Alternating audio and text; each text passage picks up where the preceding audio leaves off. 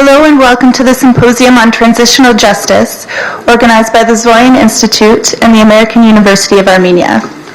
My name is Megan Reed and I'm the Outreach Coordinator for the Zoryan Institute, and I am the Program Manager for this symposium. Before we start today's program, I wanted to bring to your attention the cards that you'll find on your seats. These cards will provide the program for today, as well as a brief description of the organizers of the event. There are a few changes to today's program. Firstly, we'll be bypassing the scheduled break. This will allow the flow of discussion between panelists, but coffee will be served after the symposium. Unfortunately, Barney Afako's flight to Armenia has been delayed, but we are hoping that he will be joining us at the end of the symposium. So he'll be moved to the last panelist of the day. It is very important that we stay as close to the schedule as possible, as our panelists have a very busy day ahead of them and only are here for one day. And at this time, I would like to welcome AUA Provost Randall Rhodes to the stage to do his opening remarks.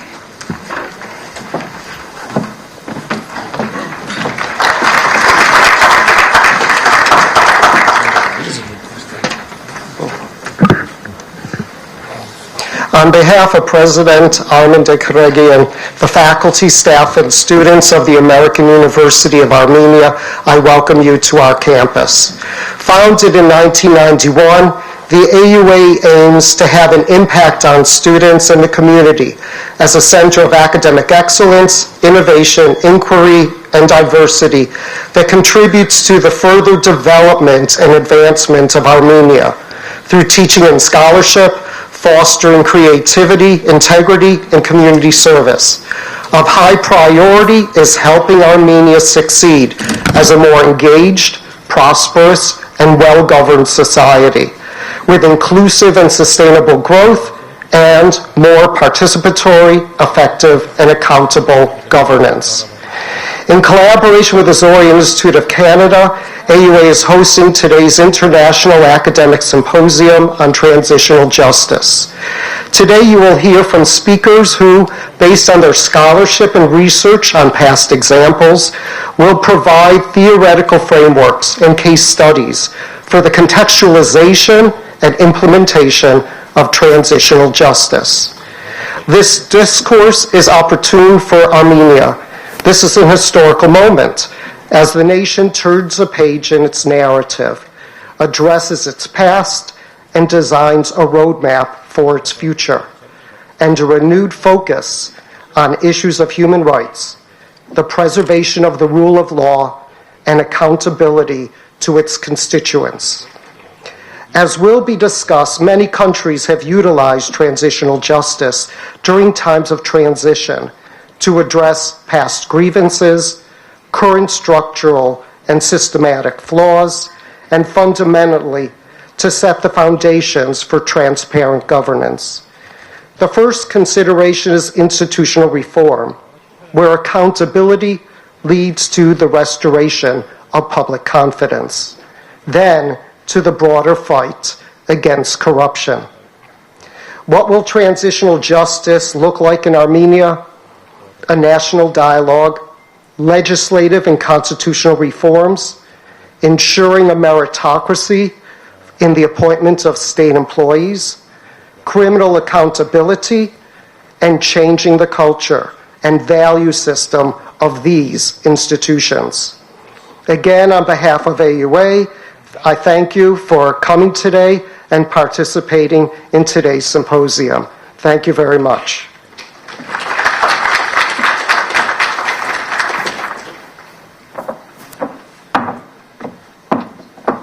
I would now like to invite President of the Zoryan Institute, Greg Guggen-Sarkissian, to the stage for his welcoming remarks.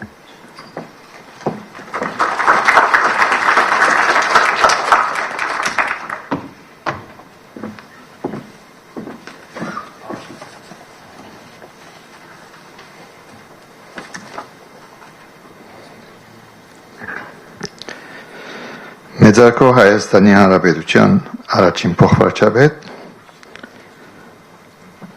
հարգելի կառավարական մարմնի ներկայացուցիչներ, հարգելի խոսնակներ, հյուրեր, գործընկերներ եւ ընկերներ։ Ինձ գներեք իմ ճարս ես քրած եի անգլերենով, բայց առաջարկեցին, որ պետք է հայերենով ներկայացնեմ եւ արևելահայերենով պետք է ներկայացնեմ, ուրեմն ներողամ եք գտնեցեք, եթե չարթեմ լեզուն իմ արևելահայերեն ներկայացման միջոցին։ 2018 թվականի օգոստոս 17-ին իր կառավարման 100 օրվա նվիրված խոսքում Հայաստանի վարչապետ Նիկոլ Փաշինյանը առաջարկեց մեջբերում եմ, որ պետք է լրջորեն մտածենք անցումային արդարադատության նոր մարմիններ ձևավորելու մասին, քանի որ բացի նրանից, որ բազմաթիվ կոռուպցված անձիկ շարունակում են իրենց արդավոր գործունեությունը, կան նաև բազմաթիվ թերություններ օրենսդրության մեջ։ Վարչապետ Փաշինյանի անցումային արդարադատությամբ Հայաստանում արդարություն հաստատելու առաջարկը իր հիմքում բազմաթիվ պատճառներ ունի։ Ըստ Նյույորքյան անցումային արդարադատության միջազգային կենտրոնի, անցումային արդարադատությունը այն դարբերակն է, որը ընդրում են կոնֆլիկտային եւ ռեպրեսիվ երկիրներում մարդու իրավունքների այնքան մեծածավալ եւ սիստեմատիկ խախտումների ու կոռուպցիայի դեպքում, որին դատական համակարգը ի վիճակի չէ պատշաճ արձագանքելու։ Անցումային արդարադատությունը փորձված գործիք է փոխհատուցման արդարադատության վերականգնման, հաշտեցման եւ խաղաղության համար։ Հայաստանի դեպքում ինստիտուցիոնալ բարեփոխումները կարող են ծառայել որպես լավ հիմք անցումային արդարադատության հաստատման համար։ ICTJ միջազգային կենտրոնը նշում է, որ մարդու իրավունքների շարաշահման ներգրավված պետական մարմիններու բարեփոխումները կարող են լավ չափման միջոց լինել անցումային արդարադատության համար։ Ոստիկանության, ռազմական եւ դատական համագարկերի բարեփոխումները կարող են ներառել այնպիսի գործընթացներ եւ այնպես վերակազմավորեն, որ դրանք հարգեն մարդու իրավունքները, պահպանեն օրենքի քերակայությունը եւ լինեն հաշվետու իրենց շահառուներին։ Սեպտեմբեր 21-ին անկախության օրվա նվիրված իր խոսքում վարչապետը ասաց, որ պետականաշինության մեջ մեր ցերպերումները անժխտելի են։ Իսկապես, չնայած գործանիչ 1988-ի եկաշարժի ու Ղարաբաղյան պատերազմի նման իրողությունների աստեցությանը, Հայաստանը 27 տարիների ընթացքում զարգացել է և ունեցել նշանավոր հաջողություններ։ 1991-ին սեպտեմբեր 21-ին Հայաստանը անկախություն հռչակեց։ Մարդիկ ժողովրդավար ձևով արդար ընտրությունների միջոցով ընտրեցին իրենց առաջին նախագահը։ Հայաստանը ընդունեց նոր սահմանադրություն և դարձավ ՄԱԿ-ի անդամ։ Բանակը ամրապնդվեց և արդիականացվեց։ Բացվեցին նոր հաստատություններ, այս թվում նաև այս հաստատությունը Հայաստանի ամերիկյան համալսարանը, որոնք օգնեցին բարձրացնել կրթության մակարդակը։ Այս ամենի ընթացքին այստեղ էր նաև Զորյանը։ 1988-ին Զորյանը խթանել է Ղարաբաղյան խնդրի իրազեկման մտավորական ջանքերը։ 1988-ի մարտի 15 օրվա ընթացքում Զորյանը ստեղծեց The Karabakh File 200 էջանոց աշխատությունը ֆրանսերենով և անգլերենով և աշխարհին ներկայացրեց Ղարաբաղյան խնդիրը։ Այնուհետև հաջորդեց Սումգայիթի ողբերգություն աշխատանքը, որ խմբավորեց այդ ողբերգությունը վերաբրազներին, վկայությունները ու տեղեկացրեց աշխարհին, թե Ադրբեջանում հայերի նկատմամբ կատարված վայրակությունների մասին։ 1995-ին Զորյան անկախ Հայաստանում կազմակերպեց առաջին համեմատական ցեղասպանության կոնֆերանսը։ Բազմաթիվ հետազոտությունների շարքում Զորյանը նաև հովանավորել է Վոլֆգանգ Գուստի կողմէ գերմանական արտաքին գործերի նախարարության արխիվների հավաքագրումը, խմբագրումը, թարգմանությունը և հրապարակումը։ Սա դարձավ ցեղասպանության անժխտելի փաստ և դարձավ ազդեցիկ քայլ գերմանական Բունդեսթագում հայոց ցեղասպանության ընդունման մասին օրենքի ներկայացման համար։ Մեր բազմաթիվ ծրագրերը վերջին 36 տարիների ընթացքում Հայաստանում եւ հանուն Հայաստանի իցույց են դրել մեր արժեքները, որ գիտելիքը ուժ է դառնում միայն փաստերի եւ վերլուծությունների կրթության միջոցով։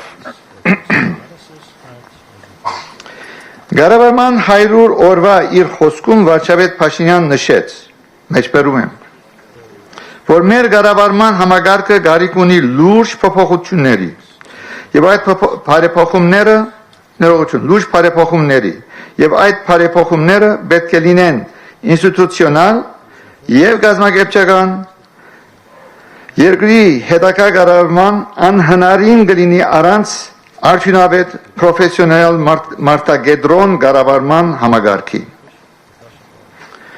Zoryan Institute-ը պրոֆեսոր William Shaybesի Զորյանի հոգապարծուների խորհրդի անդամ մարդու իրավունքների ոլորտում աշխարհահռչակ գիտնականի խորհրդակցությամբ հավատում է, որ ակադեմիական եւ վերլուծական սիմպոզիումի կազմակերպումը այս պահին կծառայի Զորյանի գիտության եւ գրթության միջոցով մարդու իրավունքների աճակցելու առաքելությանը։ Պրոֆեսոր Շեյբեսը հրավիրել է միջազգային ճանաչում ունեցող փորձագետներոյ միանալու իրեն այս սիմպոզիումին որպես խոսնակներ։ Իր առաջնորդությամբ ինստիտուտը նախաձեռնել է այս պահին անհրաժեշտ անցումային արտարադատության սիմպոզիումը։ Մեր արժեքների զուգահեռ Զորյանը այսօր այստեղ է խթանելու մտավորական դիսկուրսը անցումային արտարադատության գաղափարի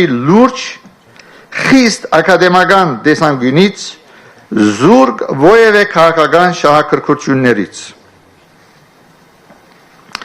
Ինձ համար բարի է եւ հաջելի մեր մեծարգող խոսնակների գիտելիքների միջոցով աջակցել Հայաստանում իրազերկվածության բարձրացմանը։ Ես ուզում եմ շնորհակալություն հայտնել նրանց, որ իրականություն դարձրեցին այս միջոցառումը։ Շնորհակալություն եմ հայտնում վարչապետ Փաշինյանի այս սիմպոզիումի գաղափարով ոգեշնչելու համար մեզ։ Վարչապետի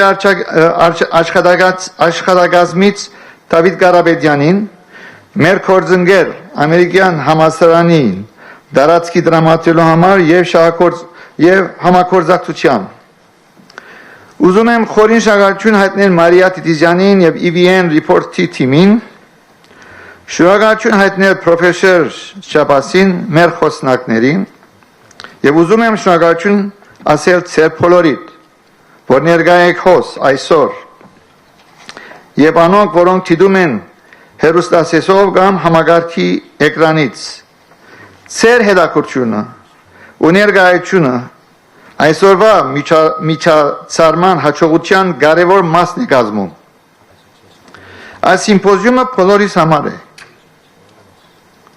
որպեսզի մենք կարողանանք ձևավորել դեղեկացված կարծիքներ այս արդիական հիմնակարային խնդրի մասին։ Ուզում եմ խոսքս ավարտել մի անձնական պատմությամբ։ 2 տարի առաջ Արայիկ անունով հայաստանցի իմիգրանտ եկավ Զորյանի գրասենյակ։ Կամավորական աշխատանք անելու ցանկությամբ։ Նա պատմեց, որ Կանադա է քաղտել 3 ամիս առաջ իր կնոջ, որ բժշկուհի է, եւ իր 7-ամյա զավգի հետ։ Նա գտել էր լավ աշխատանք եւ իր ընտանիքը լավ էր զգում։ Ես հետաքրքրվեցի, ինչու նման մարդիկ ցանկություն ունեն լքելու Հայաստանը, որտեղ կարող են աշխատանք ունենալ եւ լավ ձևով ապրել։ Ես հարցրեցի նրան եւ նրան պատասխանը շատ սուր էր եւ ասաց. Զորյանը մարդու իրավունքներով զբաղվող գազམ་ակերպություն է, ու ես վստահ եմ, որ դուք ծանոթ եք մարդու իրավունքների ընդհանուր հռչակագրին հետ։ Ես պատասխանեցի, թե հռչակագրի առաջին հոդվածում ասվում է, թե բոլոր մարդիկ ծնված են ազատ եւ հավասար իրենց արժանապատվությամբ եւ իրավունքներով։ Այդ գեդը արտասանելուց հետո նա ասաց. Ես ունեի ամեն բան Հայաստանում, բայց ես չունեի արժանապատվություն։ Եվ ես հասկացա, որ չեմ կարող թույլ տալ, որ իմ որդուն ապրել ամբողջ յանքը առանց արժանապատվության։ Արայգի եւ այդ պատճառով Հայաստանը լքածների բադվին ես նվիրաբերում եմ 100,000 կանադական դոլար կամ 37 միլիոն դրամ Զորյան ինստիտուտի մարդկային արժանապատվության հիմնադրամը մեկնարկելու Հայաստանի մեջ։ Այս հիմնադրամի նպատակն է բերել, հավաքել համաշխարհային մարդկային փորձագետներ,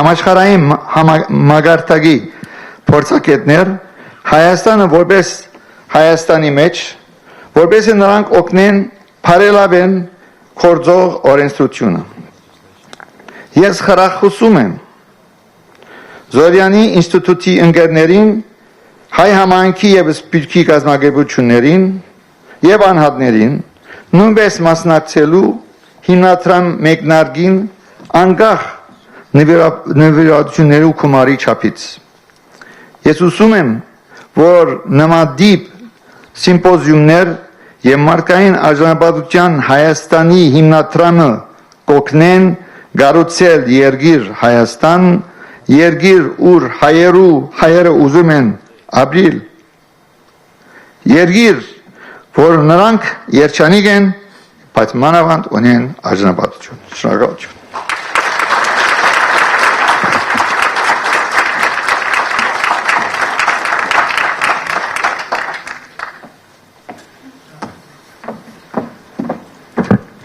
I would now like to welcome His Excellency, First Deputy Prime Minister, Mr. Ararat Mirzoyan, to the stage for his opening remarks.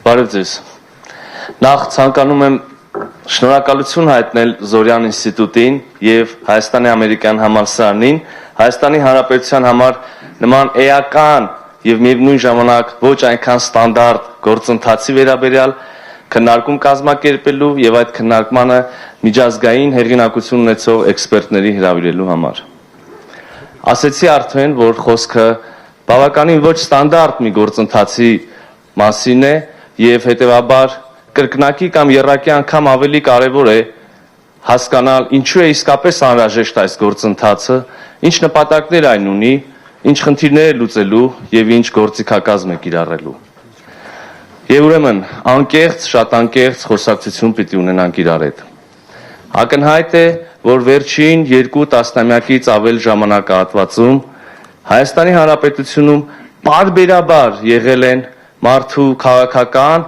տնտեսական, սոցիալական իրավունքների զանգվածային խախտումներ եւ լայնածավալ չարաշահումներ։ Այդ թվում տարբեր դրսևորումներով տեղի է ունեցել իշխանության բռնազավթում, սա պետք է հստակ գիտակցել։ Ապօրինի ազդեցություն է գործադրվել ընտրական գործընթացների վրա, կեղծվել են ընտրությունների արդյունքները։ Բռնություն է գործադրվել խաղաղ ցուցարարների նկատմամբ։ Ճնշվել է քաղաքական այլակարծությունը։ Հանրային շահիդ անվան տակ սեփականազրկվել են քաղաքացիներ։ Ոչ միայն պետական ապարատում, այլև հանրային ծառայությունների գրեթե բոլոր ոլորտներում, առողջապահությունից մինչև կրթություն եւ սոցիալական ապահովություն, առկա են եղել լայնածավալ կոռուպցիոն երևույթներ, տեղի ունեցել մեծ ու փոքր բազմաթիվ պաշտոնյաների ապօրինի հարստացում։ Տնտեսության եւ բիզնեսի գրեթե բոլոր ոլորտներում առկա են եղել ազատ տնտեսական հարաբերությունները խոչընդոտող երևույթներ, մենաշնորհներ, հսկայական ստվեր։ Հայաստանի Հանրապետությունում տեղի ունեցած վերջին արմատական փոփոխություններից հետո, երբ վերջապես հեղափոխությունից հետո իշխանությունը վերադարձվել է ժողովրդին եւ հնարավորություն է ստեղծվել կառուցել ժողովրդավարության, ազատության, արդարության, լավագույն սկզբունքների վրա կառուցված եւ կանոններով ապրող հասարակություն ցավոք գործող արդարադատության համակարգը իզորու չէ եւ երևի թե կոչված էլ չի լուծել թվարկածս համակարգային խնդիրները եւ արձանագրել լուծումներ։ Ոստի քվազի ժողովրդավարական ռեժիմից դեպի իսկական ժողովրդավարություն անցնելու այս շրջանին մեր երկիրը կարիք ունի անցումային փուլի արդարադատության կամ ինչպես ընդունված է ասել անցումային արդարադատության։ Ինչպես հուշում է անցումային արդարադատության վերաբերյալ Միացյալ Ազգերի կազմակերպության չափորոշիչներն ամրագրող փաստաթղթի տրամաբանությունը եւ համահունչ այդ տրամաբանության մեր երկրում անցումային արդարադատությունն իրականացվելու է հետեւյալ հստակ նպատակներով։ Առաջին, որպես իրողություն ընդունել անցյալի ժառանգությունը, անցյալում տեղի ունեցած զանգվածային չարաշահումները եւ մարդու իրավունքների խախտումները, արձանագրել այս խախտումները։ Անցումային արդարադատության երկրորդ, անցումային արդարադատության գործիքակազմի միջոցով լուծել վերոնշյալ չարաշահումների հետևանքով այսօր Հայաստանի առջև կանգնած խնդիրները, արմատավորել իրավունքի գերակայությունը, ապահովել մարդու իրավունքների պաշտպանությունը։ Եվ վերջապես երրորդ, ապահովել հաշվետվողականությունը, ծառայել արդարությանը եւ ի վերջո հասնել հանրային համերաշխության եւ հաշտեցման։ Այս նպատակով կարծում ենք, որ անհրաժեշտ է նախ եւ առաջ իրականացնել օրենսդրական եւ ինստիտուցիոնալ բարեփոխումներ, ստեղծել համապատասխան մարմին կամ մարմիններ, որոնք հաճախ տարբեր երկրներում կոչվում են ճշմարտության կամ համերաշխության կամ հաշտեցման հանձնաժողովներ։ Հարկ է ընդգծել, որ անցումային արդարադատությունը պիտի գործի բացառապես օրենքի շրջանակներում եւ օրենքով տրվող լիազորություններով։ Անցումային արդարադատությունը կոչված է լրացնելու, համալրելու գործող համակարգը եւ այն ամենևին ինքնապկոչ հեղափոխական տրիբունալների առկայությունը չէ, ինչպես կարող է ոմանց թվալ առաջին հայացքից։ Ապա ուսումնասիրել նշածը ժամանակահատվածում Հայաստանում մարդու քաղաքական, տնտեսական եւ սոցիալական իրավունքների զանգվածային խախտումների դեպքերը, արձանագրել խախտումները, բացահայտել խախտումներ կատարած անձանց, խախտումներից տուժած անձանց, քարտեզագրել պատճառված վնասի հատուցման մեխանիզմները եւ ուղղությունները, ստեղծել խախտումներ կատարած եւ խախտումներից տուժած անձանց հանրային երկխոսության եւ հաշտեցման հարթակ, այդ թվում եւ առաջին հերթին մեղքի արձանագրման, ներողության հայցման եւ հասարակության կողմից ներման շնորհման ճանապարհով։ Ապահովել պատմության դասագրքերում ճշմարտության ամրագրումը եւ ըստ անհրաժեշտության սահմանել հիշատակի միջոցառումներ, նպատակ ունենալով կանխել ապագայում նման խախտումների հնարավորությունը։ Եվ վերջում կարևոր եմ համարում շեշտել, որ անցումային արդարադատության գործընթացներն իրականացվելու են հետևյալ սկզբունքով, շատ կարևոր սկզբունքով, յուրաքանչյուր միջոցառում, յուրաքանչյուր գործընթաց պետք է իրականացվի Հայաստանի Հանրապետության սահմանադրության եւ Հայաստանի Հանրապետության ստանձնած միջազգային պարտավորություններին խիստ համապատասխան։ Այս պահին թերևս այսքանն է, որ մենք պատկերացնում ենք անցումային արդարադատության վերաբերյալ, ես շնորհակալություն եմ հայտնում քննարկման կազմակերպիչներին եւ մասնակիցներին, մեզ բոլորիս մաղթում եմ առարկայական արդյունավետ քննարկում, հուսով եմ նշածս դրույթները մեծապես կհարստացվեն այս քննարկումից հետո, շնորհակալություն։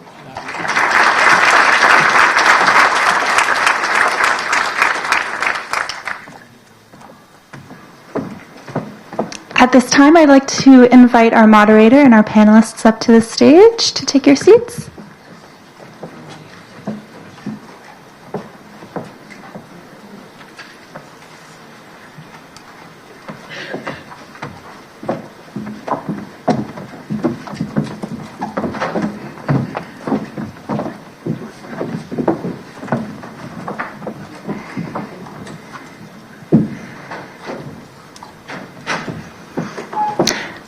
Our moderator for the symposium, Sarah Anjagolian, is the founder and CEO of Impact Hub Yerevan.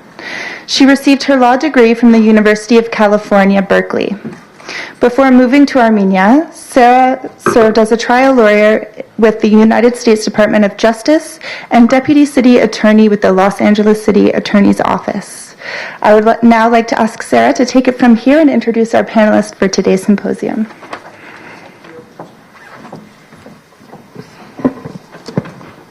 Do I press something? Oh, I guess not. Okay. Welcome, everybody. As you can see, we have an empty chair to my left. We're very much hoping that Barney Afaka will make it. He missed his flight last night, but I understand he is on his way.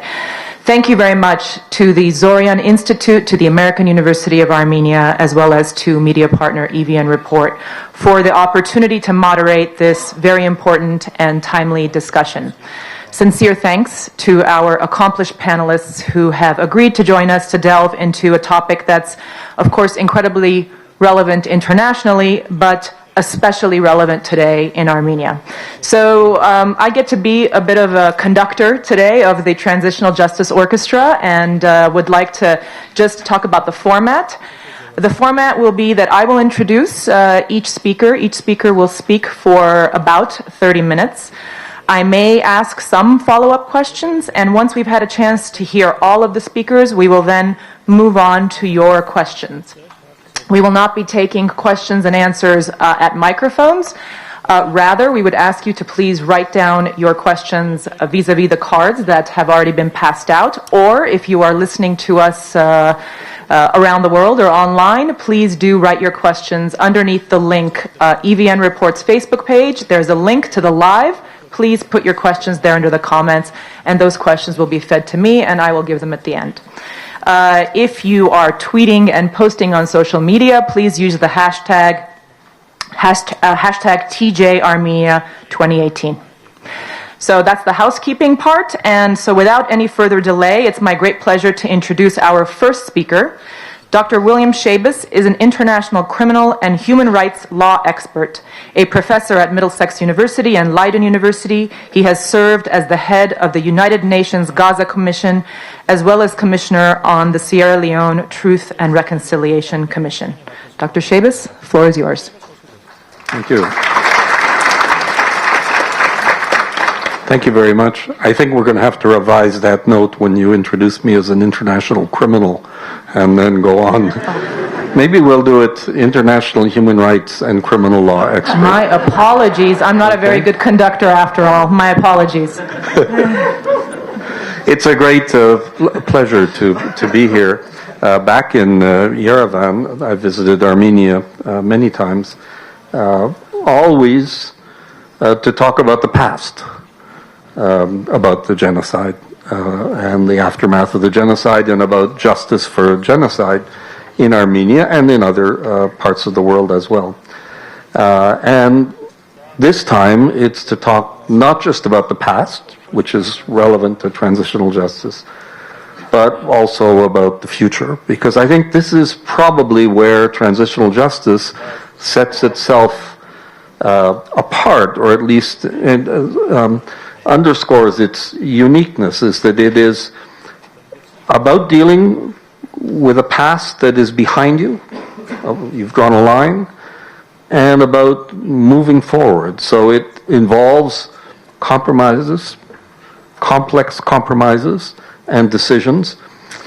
I come at it as you do, Sarah. We come as lawyers, we look for we like legal rules and policies that we can apply in a strict manner, and we're uncomfortable, actually, when a degree of discretion enters the calculation. But this is a subject that is all about discretionary choices, because it's about balancing different interests, a need for justice, for accountability, respect for the victims and their entitlement to see that justice is done, but also broader concerns about building something new and about changing the future of a country. It's a great privilege to be here at this fantastic moment in the history of your country. I'm so grateful to be a part of it, and even to make a minor contribution to the discussions and to the path that you choose. I should say no one's mentioned it yet, but I would be remiss if I didn't also just say one word of sympathy about the loss of the great troubadour who is being buried today, I guess, in Paris, and who we all mourn. Transitional justice is a notion, it's a concept, it's an expression that is about 25 years old. I think there are two American US-based scholars who quarrel a little bit about who invented the term. When I say quarrel, they're friends and they each say the other invented the term. Ruti Teitel, you'll know she has a book on transitional justice, and Neil Kritz, who did a 3-volume collection. Both of them started using the term at some point around 92 or 93. So almost exactly a quarter of a century we've been talking about it. It's good for Armenia because you've got 25 years now of experience and practice and reflection on what this process is all about to inform what you do and to develop really what should be a unique, innovative, who knows, 25 years from now people will talk about the Armenian path or the Armenian approach. It's an opportunity to be creative, but drawing on the lessons of all of the other experiences with transitional justice. In the early 90s, we were talking about 3 different types of transitional problems. The first one, which is maybe the one that's closest to the situation here, was associated with the breakup of the Soviet Union and the needs of countries, mainly in Central and Eastern Europe, to deal with the crimes and problems of the past. So they had to to take on, for example, in Germany, the issues of the killings of people trying to cross over into West Berlin or to West Germany, and the killings by the border guard. So hardcore criminal law violations, killings, arbitrary killing of people, and so that was one part of the issue. But there were also issues that are also very important concerning, for example, the vetting, or what's called sometimes lustration. It's not a term that's so commonly, not everybody who is fluent in English even knows the term lustration, but vetting is well understood. I think the UN has opted now for vetting rather than lustration. And this is the idea that you purge your existing system of the people who were responsible for the abuses of the past. And that's a complicated process. My colleagues, I think, will say more about that. It's probably something of concern to a lot of people in this country who are wondering where the line will be drawn. It's worth recalling, I think it's worth mentioning that it takes place in a context that wouldn't have existed 25 years ago and before that, because all of this is taking place within the framework of the European Convention of Human Rights and the possible intervention of the European Court of Human Rights. So, of course, you have a great constitution, but you also have that level of international supervision that should reassure people who are nervous that their rights may be violated in the course of this process. So that was one of the parts of transitional justice in the early days. The second kind of laboratory, in a way, for transitional justice was the dictatorships in Latin America, particularly in what's called the Southern Cone, Argentina, Chile, Uruguay, to some extent Brazil.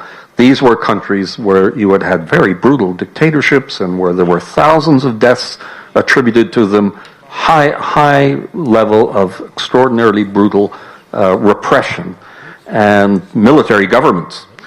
And so you had dysfunctional regimes, and there were transitions that also involved, to a certain extent, the recognition by the people in power that they had to hand over the reins of power. And so it also involved a degree of compromises with them to get them to let go. And so that generated special issues in that part of the world, in particular about amnesties, whether or not you could give amnesties. Amnesties were a common feature there, where they said, we'll draw a line with the past, we'll move on, just get out of the way, and we'll forget about the past. And so that was a problem, and that was something that those countries have returned to again and again and are still doing. They're still revisiting the events of the 1970s and the 1980s. There are, of course, many survivors, families, people who are still, for whom those terrible acts of the late 1970s are still quite fresh. And so it's an ongoing process. And I think this is also a very useful point to bear in mind. Transitional justice, you'll still be doing it 25 years from now. This is just the beginning. You know, it's not even the end of the beginning, as Churchill said. This is the beginning of transitional justice. And it will evolve and change. And you will approach it in different ways. And there may be things that get shelved or get put aside or don't get done properly now that you'll return to in 5 years or 10 years when you're ready, or when you see the needs differently than you do in the freshness of this very immediate post-revolutionary environment. And then the third context, which I think was also very influential in those early days of transitional justice, was the experience in South Africa. And South Africa, of course, went through a transition that was in a way negotiated very clearly and quite visibly between two men who ultimately both won the Nobel Peace Prize for their efforts, de Klerk and Mandela. And essentially they made a kind of a pact that they would forego prosecution for the past, but not efforts at trying to clarify the truth and the memory of the past, but that they would forego under certain circumstances criminal prosecution in return for an agreement to a peaceful transition to a pluralist democracy. And that was, of course, that paved the way for the election of Nelson Mandela in 1994.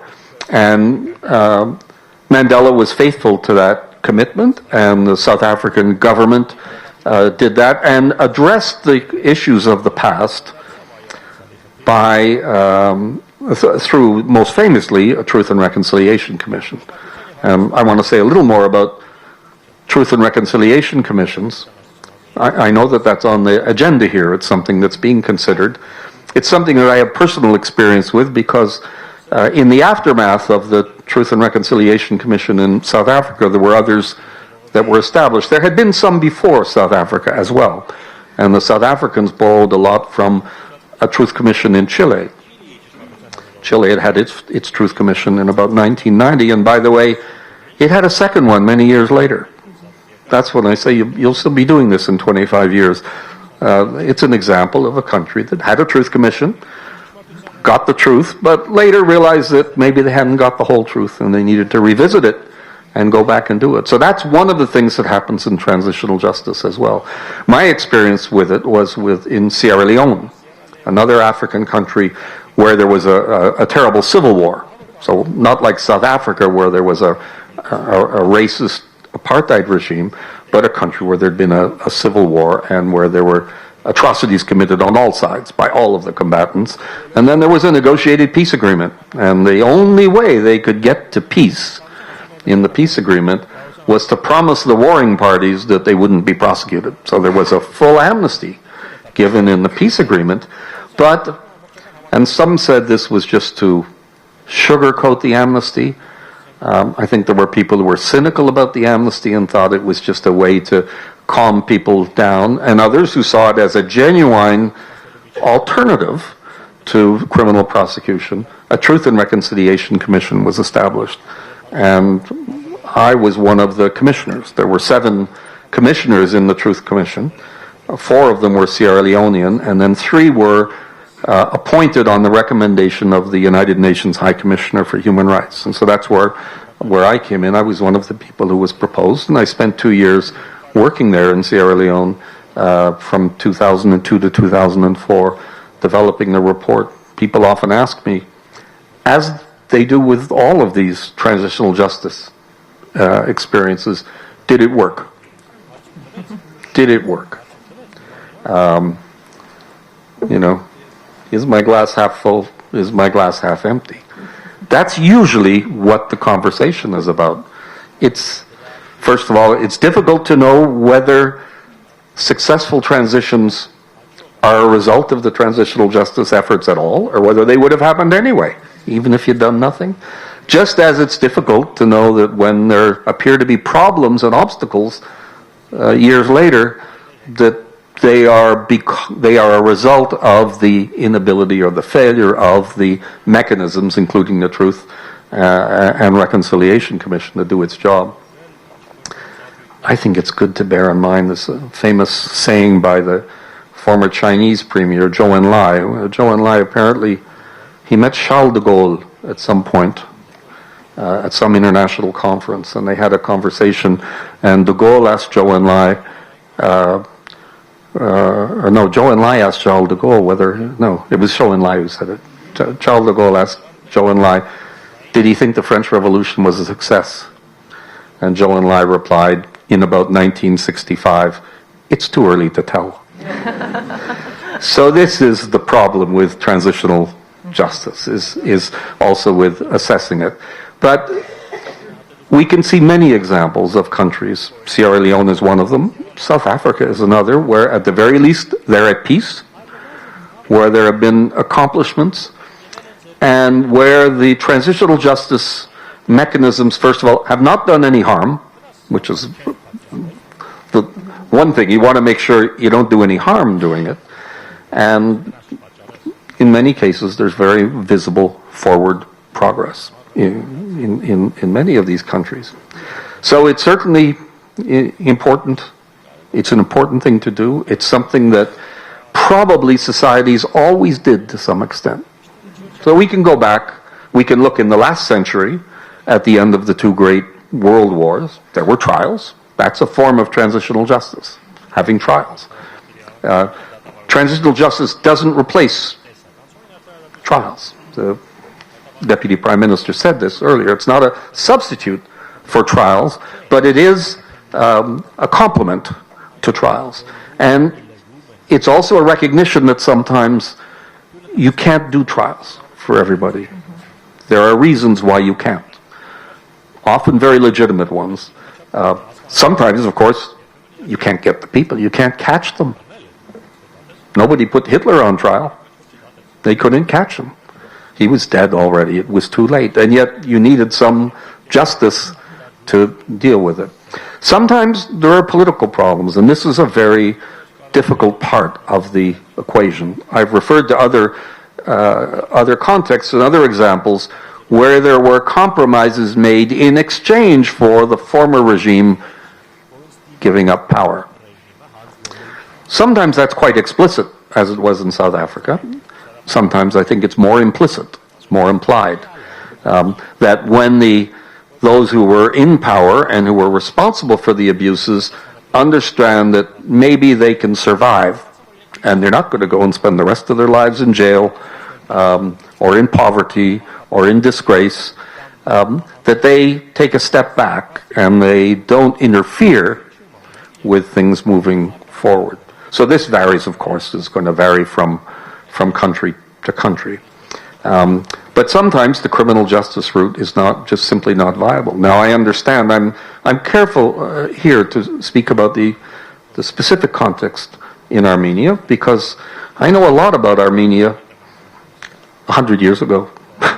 But I couldn't speak here confidently to people who know it intimately and are deeply involved in the political transformation of the country.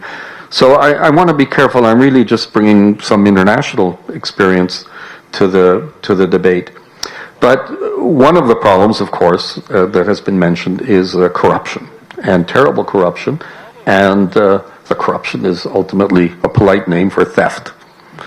Theft of someone said at lunch the $1 million question, and I said I think more than 1 million is involved in this $1 million question.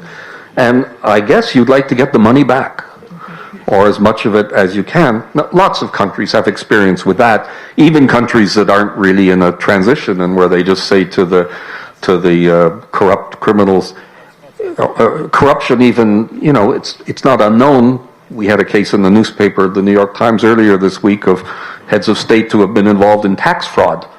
I won't mention any names here to be polite, but where tax fraud, many countries deal with this, and sometimes they say, you know, it's going to be complicated to prosecute you, give back the money, and we'll give you a break. And then they negotiate how much they'll give back. And so that's, I mean, I see that as part of it, but of course, that is making a compromise with justice. It's not saying we're going to punish without compromise everybody who was responsible for the crimes. So I see that as something, again, obviously I'm not telling you anything you don't know and that you haven't already considered. You're fortunate here in that with perhaps a few exceptions, you don't have to deal with the most difficult parts that we encounter in countries. In Sierra Leone, I would see people who'd had their arms and legs chopped off during the conflict. They would come to the Truth Commission and testify, and they'd say, the person who chopped off my arms and legs got an amnesty. And that's hard to deal with.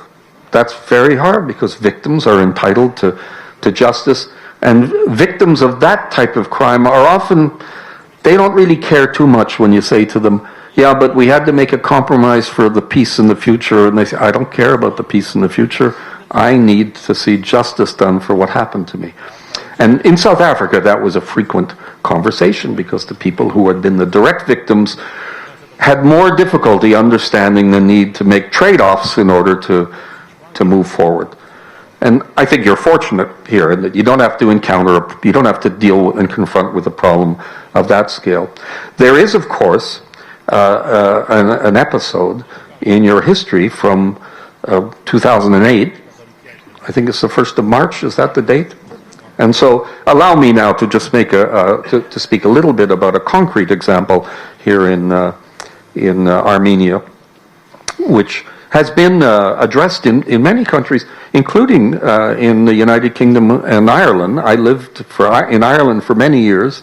I was the director of the Irish Centre for Human Rights in the period immediately following the peace agreement in 1998. I served there for about 10, 11 years, and I live now in London in the United Kingdom, and there's a famous treaty that was reached between Britain and Ireland and that has brought about peace after 30 or 40 years of conflict in Northern Ireland. One of the things that had been, it was like a rotten tooth, and the tongue kept returning to the aching tooth in that conflict, which was a demonstration in 1971 where I think 14 or 15 people were killed. And there was a pathetic, inadequate inquiry that was held immediately after that left nobody satisfied except those who had been perhaps responsible for the killing, who were given a clean bill of health. And so they returned to that about 15 or 16 years ago, and it was very important to do that. They had a huge inquiry. In many ways, I think the sheer cost of it probably is greater than all of the costs of all of the truth commissions in every other country in the world combined. A huge, huge business to inquire into the truth of what happened. I think that would be a very interesting type of initiative here, and it might be an important part of a mandate given to a Truth and Reconciliation Commission. Find out exactly what happened. It may not be possible at this stage to contemplate criminal prosecution. After all, if crimes were committed in 2008, you had criminal justice institutions and you had criminal laws to deal with it. And the justice system didn't deal with it. And so maybe it's unrealistic to say now, well, we can fix all that. Let's start. Let's do it now. Maybe the justice system isn't ready. Maybe it will do it later. But to get to the truth of it is an extremely important part of this process. I think probably my time is getting to the end, isn't it? Almost. Let me just turn to one other element that I think is an interesting problem, and this was mentioned by the Deputy Prime Minister, is the vetting issue. And I know my colleagues will say more about it. Vetting is a complicated thing. As I mentioned, part of the political compromise that's involved in being able to carry out this transition without too much hardship and hassle is finding ways to raise the comfort level of people who think that they may be on the line, they may be on the list. And so with the vetting, obviously, there must be thousands and thousands of people who are thinking, am I going to confront that? I'll speak only about one part of that, and that's the justice system. It's a particularly difficult and sensitive issue with the justice system. And that's because the judges need to be confident that they have secure positions in order to do their job properly. And too cavalier or too abrupt approach to dealing with judges who you may not be very happy with, the judges of the past who didn't do such a great job, who didn't manifest high levels of independence and impartiality, that if you're too ruthless with them, that you may unnerve the people who take their place, who think this is what happens to judges who don't do what the government expects them to do. I don't know how to get that calculation right after. I remember, and I'll conclude with this, having a wonderful, once I had the opportunity to take a long taxi ride with Albie Sachs, who was one of the great iconic figures in South Africa. He was a law professor. He was himself disfigured, injured in a terrorist bombing by the South African police when he was an anti-apartheid activist. And then he went on to be a judge on the new constitutional court of the post-transition South Africa. And we talked about the transition. He said, I'd been involved in that. And I said, so how did you deal with these rotten judges from the apartheid regime? He said, I was on the commission of the African National Congress where we had to discuss this. And he said, the young militants there said, let's just fire them all. We'll fire all the bad ones. We'll get rid of them. Most of them are bad. There were a few good ones. We'll keep the few good ones. We'll get rid of all the bad ones. And he said, asked him, I said, how are you going to be able to tell that? How are you going to sort that out? Who were the bad judges and the good judges? He says, that's going to be pretty hard. And they said, okay, well, we'll just get the really bad ones. And he said, well, that's going to be a problem too, identifying them. And he said, finally, we just figured they'll get old and they'll either die or reach mandatory retirement. Well, I'm not prescribing that for Armenia, but I'm saying it's one of the problems, and you do want to be looking ahead. Remember, you have to respect the rule of law, and you have to respect the rule of law in dealing with the people who you would, in the old days, you would deal with more abruptly because you wouldn't have the European Convention on Human Rights to think about. But it's more important than that. You want to be careful about sending a message to the new people in the system that they too will be, they're being watched, and that this could happen to them too. And particularly when judges are concerned, you want them to know that they're untouchable pretty much as long as they behave in an honest and non-corrupt manner. With that, I think I should stop, and we'll have more to hear from. And you have questions, don't you? Thank you. Yes, I actually do have one question. You were using the term "when you're ready," when society is ready, related to when the levers of transitional justice may or may not be pulled. In preparation for this discussion, I was reading a report from our neighboring country, from Georgia, related to an International Center for Transitional Justice report that was done just last year in 2017.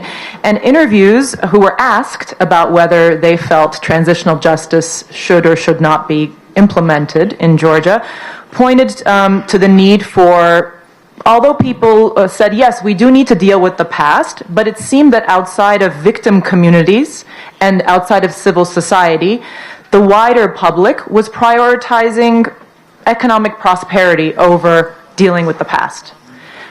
I'd be very curious to hear your thoughts, or anyone else on our panel who would like to, because this is something that's being discussed here in Armenia on social media, and it's really sort of a point of contention.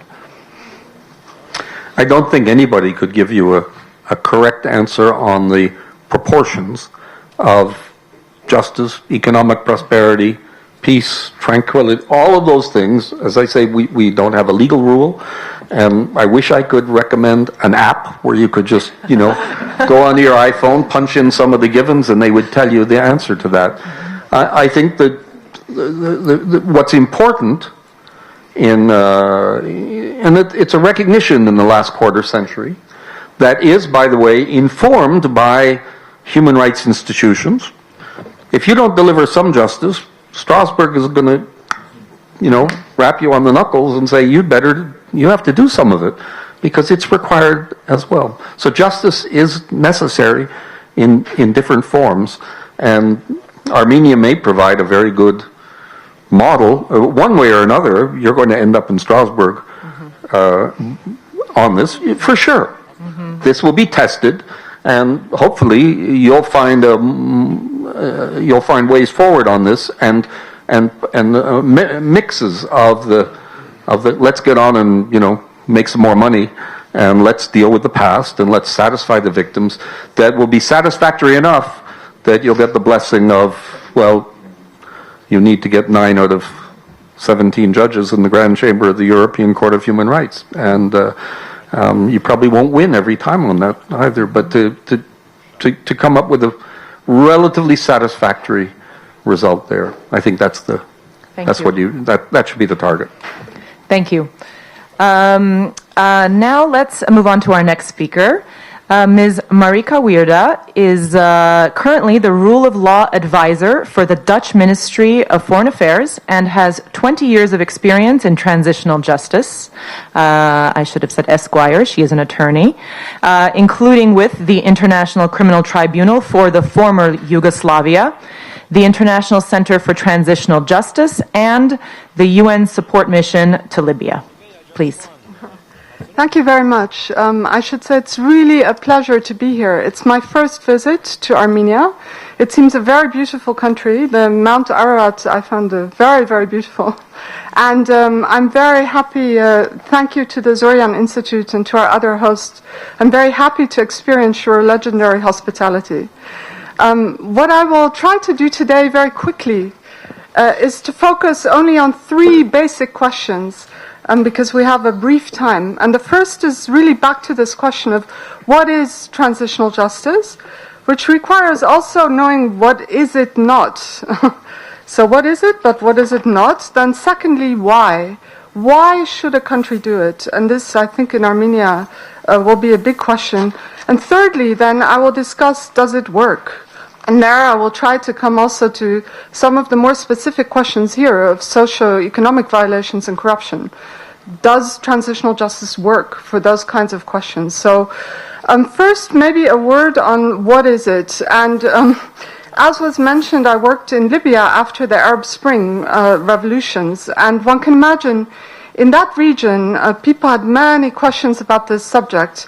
And also, a problem was that the term transitional justice, it doesn't translate neatly in many languages. And in Arabic, in fact, the word for transitional comes very close to the word for selective. So people thought, it's a politicized justice.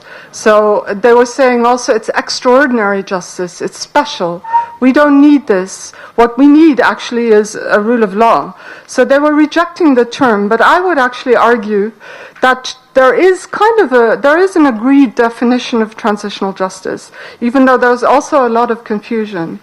And I think through the experience of many countries, we've come to a definition of the term that really centers on this concept of addressing legacies of human rights violations. So it's addressing system problems of violations, as was mentioned by the Deputy Prime Minister. And you can do this through a variety of mechanisms. So you can choose judicial or non-judicial mechanisms, and usually you would build an approach using several of these mechanisms. But in the process, you try to all the time find the appropriate balance for your society between accountability on the one hand, about which there are clearly also international legal standards, but also reconciliation. a word which hasn't been mentioned much yet, but which every society grapples with, in fact. And to do that, the word transitional, therefore, it doesn't refer to the quality of the justice. It's not some kind of second-rate, soft justice for, that's an impression people sometimes have. It refers more to a window of opportunity that countries have when they are in political motion. So all of a sudden, change is possible. This is what a transition is. And in that window of opportunity, more may be possible than previous. Having said that, also, I do believe it's global. Already, Professor Shebas gave us a wonderful overview of all the origins. But everywhere where I've been in recent years, people are grappling with this issue to some extent or another. Of course, in the Middle East, very recently, big questions. But even in other societies, Canada had a truth commission for the First Nations and for the fact that many children were kidnapped from First Nations or from the indigenous people. You know, Australia, there are many countries dealing with parts of their history which sit uncomfortably and which need addressing in order to move forward. And in that sense, you really need to be context-specific. Every country needs its own tailored approach. And I can't stress this enough. The international experiences, they should never serve to dictate what you should do. They could only serve to, in a sense, inspire and to spark creativity. And lastly, in terms of what it is or what it is not, I think the how is more important than the what. And this was alluded to also earlier, the process of how you do it, the process of national dialogue and consultation, and involving the victims. This is what leads to the more transformative aspects of transitional justice. And essentially, transitional justice should try to seek transformation. This then comes to the question of why.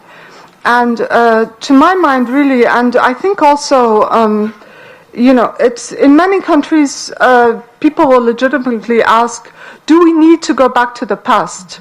It's either painful or it could cause further conflict. It's disruptive. Shouldn't we be forward-looking? But to my mind, exactly, transitional justice, the strongest rationale for it is in fact forward-looking. So it should never be about revenge. It should really be about an eye to the future and forging that new future based, in fact, on a new covenant. And this is where this concept of the social contract comes in. And many people have written about this. If you've had the chance to read any of the work of the former rapporteur for transitional justice for the United Nations system, he's written quite a lot on civic trust and the importance of rebuilding a civic trust in post-conflict or post-authoritarian context. So, in fact, as it was said by the philosopher Santayana, who's a Spanish philosopher, he said, those who do not remember the past are condemned to repeat it. So this issue of non-repetition and prevention of further violations, I think, is really at the core and the root of transitional justice, and therefore it does justify looking at a past, no matter how troubled, in order to know what to do in the future.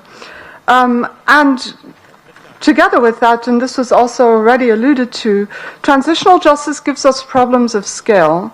And this is really also why it's difficult to use the ordinary justice system, is because numerically there are too many violations, there are too many victims, too many perpetrators, and this means that we need to find new approaches. So this has a technical dimension, but I should say it's technical, but it should not be mechanical. Sometimes in recent years, because transitional justice has existed 25 years, you have, of course, people who travel the world, who give advice. It's become almost a matter of checklist approach, but it should never be that. Avoid the checklist approach. It's technical but not mechanical. And it is political, but it's not politicized. So it should always be based on standards which cannot be derived from political bias. But of course, transitional justice takes place in a political context. So what do we know about whether it actually works? And here I want to come to a difficult question which has received much debate in transitional justice circles, because for now I will venture to say that in the case of civil and political rights, the kind of rights for which we saw, the experiences either in Eastern Europe or in Latin America, where there were widespread disappearances and even the creation of victim groups such as mothers or grandmothers of the disappeared. Also South Africa, if you think of some of the terrible violations that took part under apartheid. So we know quite a bit about how transitional justice works for addressing human rights violations. And there's quite some, I would say, consensus that this is necessary.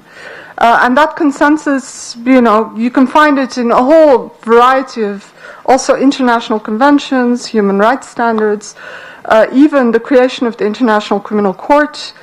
So in general, there is perhaps more acceptance that it's important to address human rights violations internationally than there is on the socio-economic front. And there has, conversely, been quite a lot of discussion about whether it's actually appropriate to use transitional justice for corruption or for socio-economic violations. And here you can think of even South Africa. I was reading a very, very interesting article yesterday in Foreign Affairs. It's an issue they published last year, but it's all about the past and how countries dealt with their painful past. In South Africa, apparently, after the transition, the ANC kind of departed from its leftist roots. And it ended up doing quite some bargaining with the big business because it also felt that it needed to enter, in a sense, the world of capitalism and play with the big boys in order to keep South Africa on the map as a viable economic power. And they did play with the big boys, and as a result, several issues which were discussed kind of during the TRC era, including having, for instance, a wealth tax on wealthy South Africans, which of course tended to be predominantly white. A lot of those ideas went out the window. And in fact, it's only this year where they've had a quite innovative process. It's called a People's Tribunal. And this People's Tribunal in South Africa now is looking at issues of corruption and of state capture and of arms trading. And you may say corruption, maybe it's necessary because they had Zuma and we all know he was involved in large-scale corruption. But some of the conclusions of this process were that the corruption really happened much earlier and that it was in fact already part of that post-transition period, which, Nelson Mandela was ahead. You can't get more political good faith than that. But the South African process didn't address the very fundamental socio-economic inequalities that were part of South African society, and that remain a problem today. And in fact, scholar Mahmoud Mamdani has written very famously on how transitional justice in South Africa never addressed who benefits from apartheid, what were the systems that benefited, and what was their accountability. And so, really, I think in transitional justice, we should be thinking more about ways to address structural issues in our society, ways to implement institutional reforms that really go to these questions of systemic inequalities or systemic legacies of violations. And these can include socio and economic violations, I do believe. That brings me, of course, to a very brief discussion of the transitions in the Middle East, because I think there are a couple of lessons that are valuable. Of course, those transitions were very much motivated by the fight against corruption. One can think of Tunisia, the young man who set himself on fire. He was, in fact, just a fruit seller, but he was being harassed by the police every day to pay bribes. So one day he got so fed up, he went to the government building to file a complaint, and they didn't even allow him in the building because he said he's not of the right class to enter, etc. He got so desperate he set himself on fire. So at the root of those, and at least in Egypt and in Tunisia, at the root of those uprisings or revolutions were socioeconomic equality issues. So one can ask now, 7 or 8 years later, how have they done? And in Tunisia, in fact, they had, of course, in the first instance, 2 commissions of inquiry. One looked at corruption and one looked at human rights violations. They made good findings, but they had to go one step further. And the Truth and Dignity Commission in Tunisia is also looking at corruption issues, but had the mandate to pass those for prosecution to specialized chambers, and those specialized chambers have not been set up. And of course what's happened in Tunisia, and also to some extent dramatically in Egypt in fact, is that some of the gains of the revolutions have been reversed, because gradually, and in Tunisia also, there was a kind of a deal, I would say, between the elites and business people in order to say, let's be very forward-looking in this country. Yes, we have a Truth Commission, and yes, we'll look at civil and political violations, including deaths that happened during the revolutions. But let's also keep the economy moving forward. Let's invest in development. And in Tunisia now, recently, they've tabled what they call an economic reconciliation bill.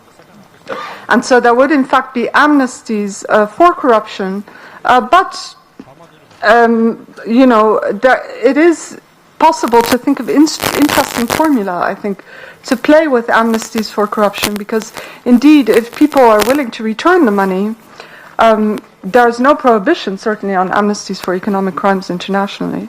So this is something interesting to think about. Another issue that was very, very dominant in the Arab Spring transitions was vetting. So basically there was the idea in Tunisia, but also in Libya, for instance, that people who had been part of the Gaddafi regime should not have any place in the new political order, so they should be excluded from any kind of public service. Now in Libya, this idea, unfortunately, they took it one step further, and in fact, what they called it political isolation. So they passed a law on political isolation, but the big problem with it was that it was not based on individual conduct. So instead of looking at the conduct of a person and whether they were involved in human rights abuses or corruption, instead of that, they were looking purely at political affiliation. And had you been part of a revolutionary committee under the Gaddafi regime, or had you in any way propagated the Green Book, etc. So in the end, they ended up trying to expel large numbers of public servants from their positions. And this has led to incredible backlash, as you can imagine. And part of the chaos that persists in Libya today is in fact because of that political isolation law. And so I think the main lesson there is really that if you are to do any kind of vetting, it must be based on individual conduct, and it must also take place in a way that respects the due process rights of the people involved. Because after all, transitional justice is, if it is to rebuild the social contract and to reaffirm the rule of law, then it should take place in a way that respects the rule of law. And that sounds very, very simple, but it's very difficult in practice. And so I think there is a lot of food for thought about how exactly you do that. Having said that, I think there is also a chance to innovate. Professor Shedus already said that. But I don't think that just because Armenia is a unique case, and I will finish with this, I don't think that means, it's not a question of does transitional justice apply or not. It's more a question of how do you make transitional justice work for you, and what is necessary to build a process that fits for Armenia. And in these issues of vetting, for instance, what you can think about is positive incentive structures.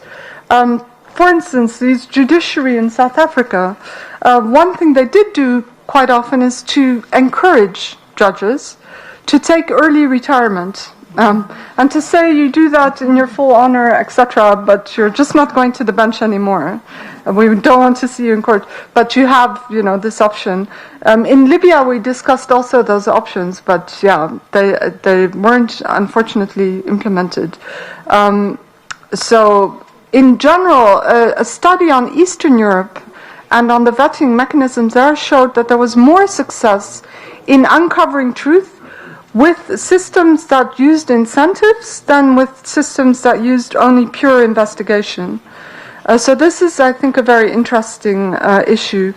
I do think at all times it's extremely necessary to keep this issue of public consultation and national dialogue at the heart of what you do, and to have people-centered approaches to this issue which have public support. The role of civil society and the media is extremely important. In fact, I would go so far as to say that there is no country that succeeded in transitional justice which didn't have a strong media and civil society input. They were always the drivers of the process, and that needs to be the same, I think, here. But having said that, yeah, I think there's a chance to innovate and to show political leadership and even to accept the challenge to undertake this more challenging issue of long-term institutional reform. Yeah. Thank you. I have just one question. The concept of social contract. The social contract between the people and the state, between citizens among themselves. What I'd love to delve into just briefly is what processes from other countries, or perhaps from the Middle East, perhaps from the Latin American countries, can we take as examples to rebuild that social contract? Yeah, it's an extremely difficult question because I had already mentioned South Africa. I think many people think of South Africa and the progress that was made in their social contract post-apartheid. And to give credit where credit is due, I think often people think of the Truth and Reconciliation Commission, but personally I don't know whether that was really the foundation. I would say maybe the constitutional process in South Africa and the way in which they framed their new constitution was very, very essential for their social contract formation. And I think it went very far in setting the building blocks to the other components. Having said that, I think there were also these failures in the social contract where there had really, I think, been a notion that the new South Africa would allow for dignity also for everyone and for a measure of social equality. And this is something I think that still remains a live issue to strive for in South Africa today. Likewise, in the Latin American transitions, I think they've gone quite far in a sense, rebuilding trust in public institutions.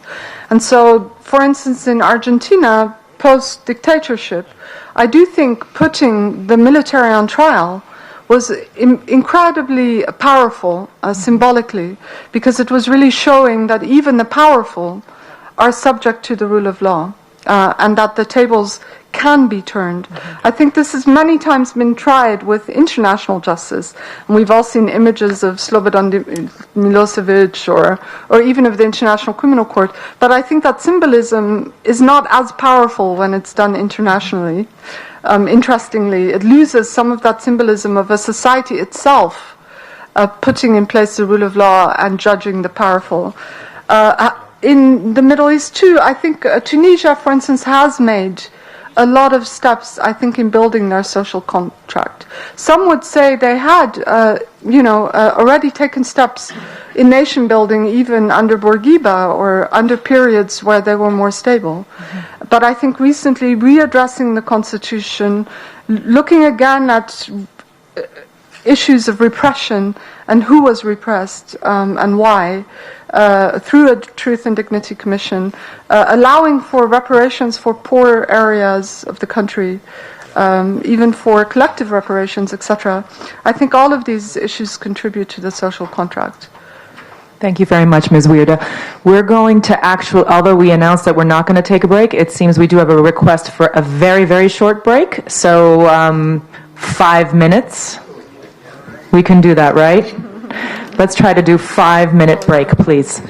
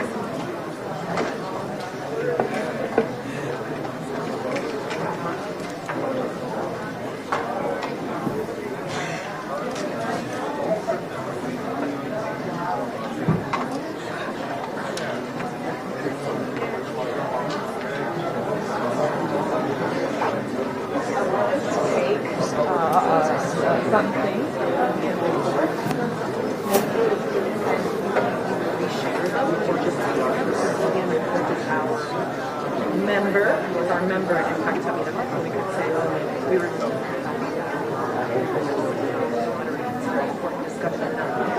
you can either share one of theirs or write your own.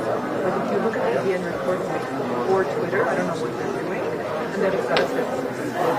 How do you feel about that? Yeah? How's it going? Brilliant.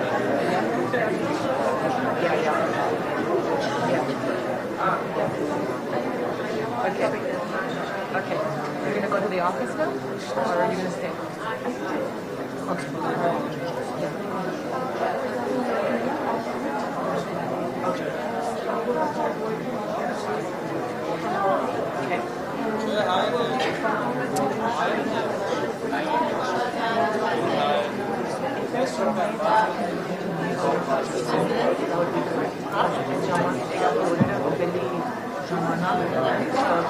Send it or tag me or tell me where to look at.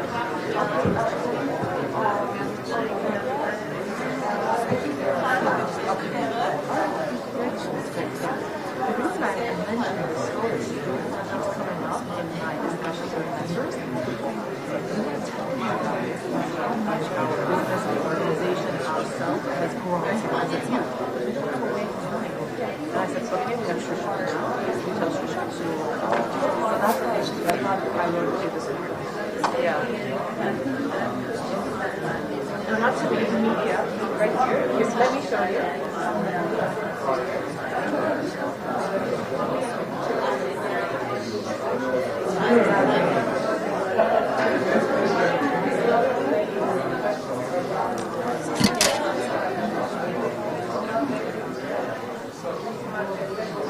But he left the country.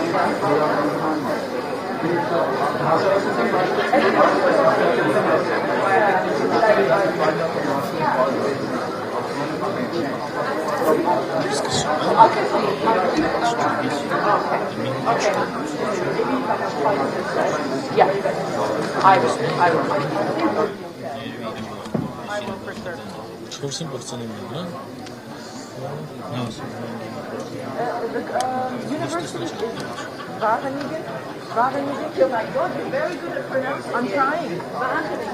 That's how I wrote it out. Okay. So it's okay? Yeah. All right. The rest I For you, we talked about the regard stuff, but let's see, I don't know, there's many places even the first one they've been sitting for an hour, so let's try.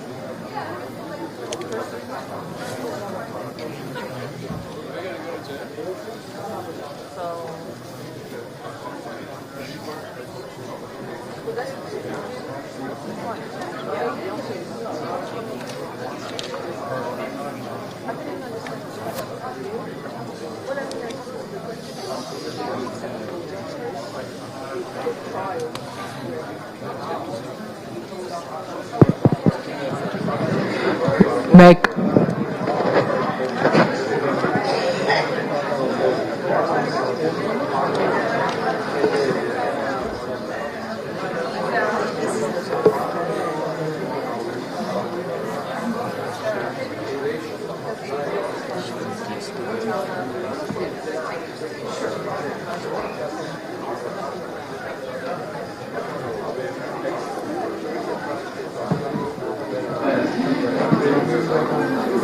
We would like to start, so if you could take your seats, please.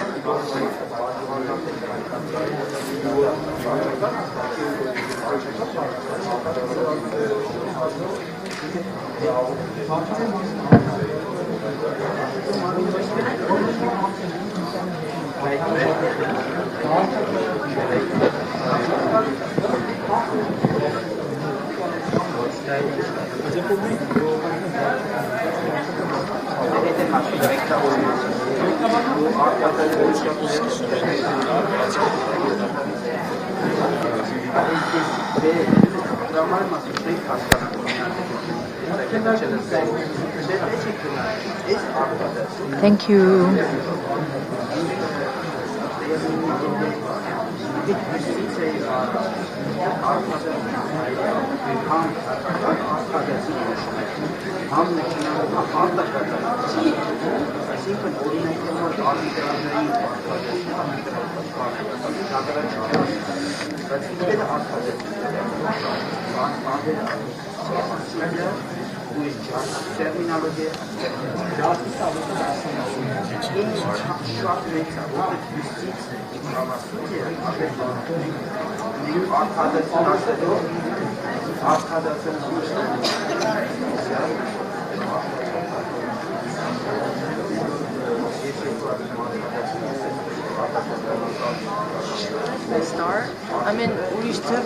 Ջանամ, եթե մարդիկ կան նստեն, կարող ենք սկսենք։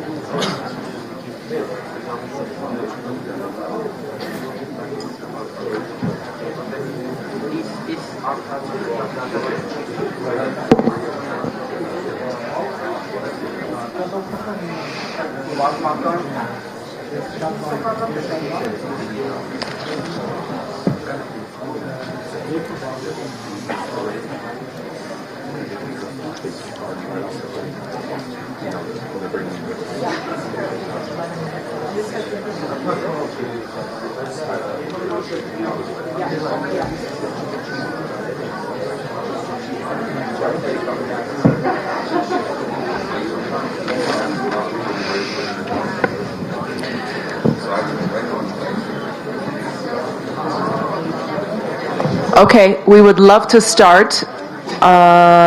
Looking at my Zoryan Institute and American University counterparts. Shall we start, or do we need another minute?